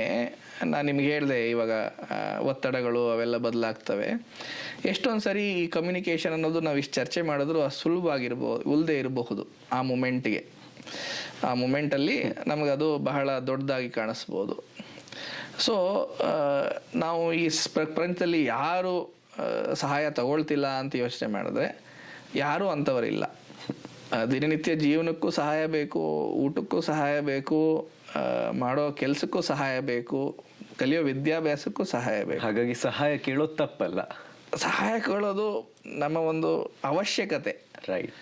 ಸೊ ಅದನ್ನು ನಾವು ಅರ್ಥ ಮಾಡಿಕೊಂಡು ಆ ಭಾವನಾತ್ಮಕ ಪರಿಸ್ಥಿತಿಯಲ್ಲಿ ಈ ಒಂದು ಒಳ್ಳೆ ನಿರ್ಧಾರ ಮಾಡೋದ್ರಿಂದ ಎಷ್ಟೊಂದು ಬದಲಾವಣೆಗಳನ್ನ ನಾವು ತರ್ಬೋದು. ಒಂದನೇದು, ಆ ಸಹಾಯ ಪಡೆಯೋದ್ರಿಂದ ನಾನು ಆ ಪರಿಸ್ಥಿತಿಯನ್ನು ನಿಭಾಯಿಸ್ಬೋದು. ಎರಡನೇದು, ಅದರಿಂದ ಪರಿಸರನು ಒಂದು ಬದಲಾವಣೆಗಳನ್ನ ತರ್ಬೋದು.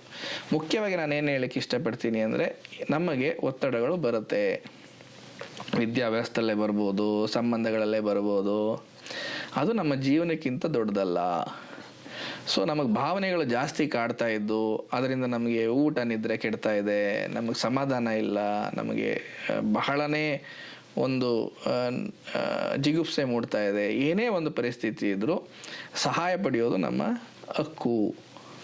ನಾವು ಅದನ್ನು ಪಡೆಯೋದೇ ಮುಖ್ಯವಾದ ಒಂದು ಒಳ್ಳೆಯ ನಿರ್ಧಾರ ಅಂತ ಹೇಳೋದ್ರ ಜೊತೆಗೆ, ಇಂಥ ಒಬ್ಬರು ಯಾರು ಲೋಕಲಲ್ಲಿ ಇರ್ತಾರೆ, ಟೀಚರ್ ಮುಖಾಂತರನೋ ತಂದೆ ತಾಯಿ ಮುಖಾಂತರನೋ ಅವ್ರಿಗೆ ತಲುಪಿಸಿ ಅದನ್ನು ಸಾಲ್ವ್ ಮಾಡೋ ಒಂದು ಪ್ರಯತ್ನಗಳನ್ನ ಮಾಡಬೇಕು.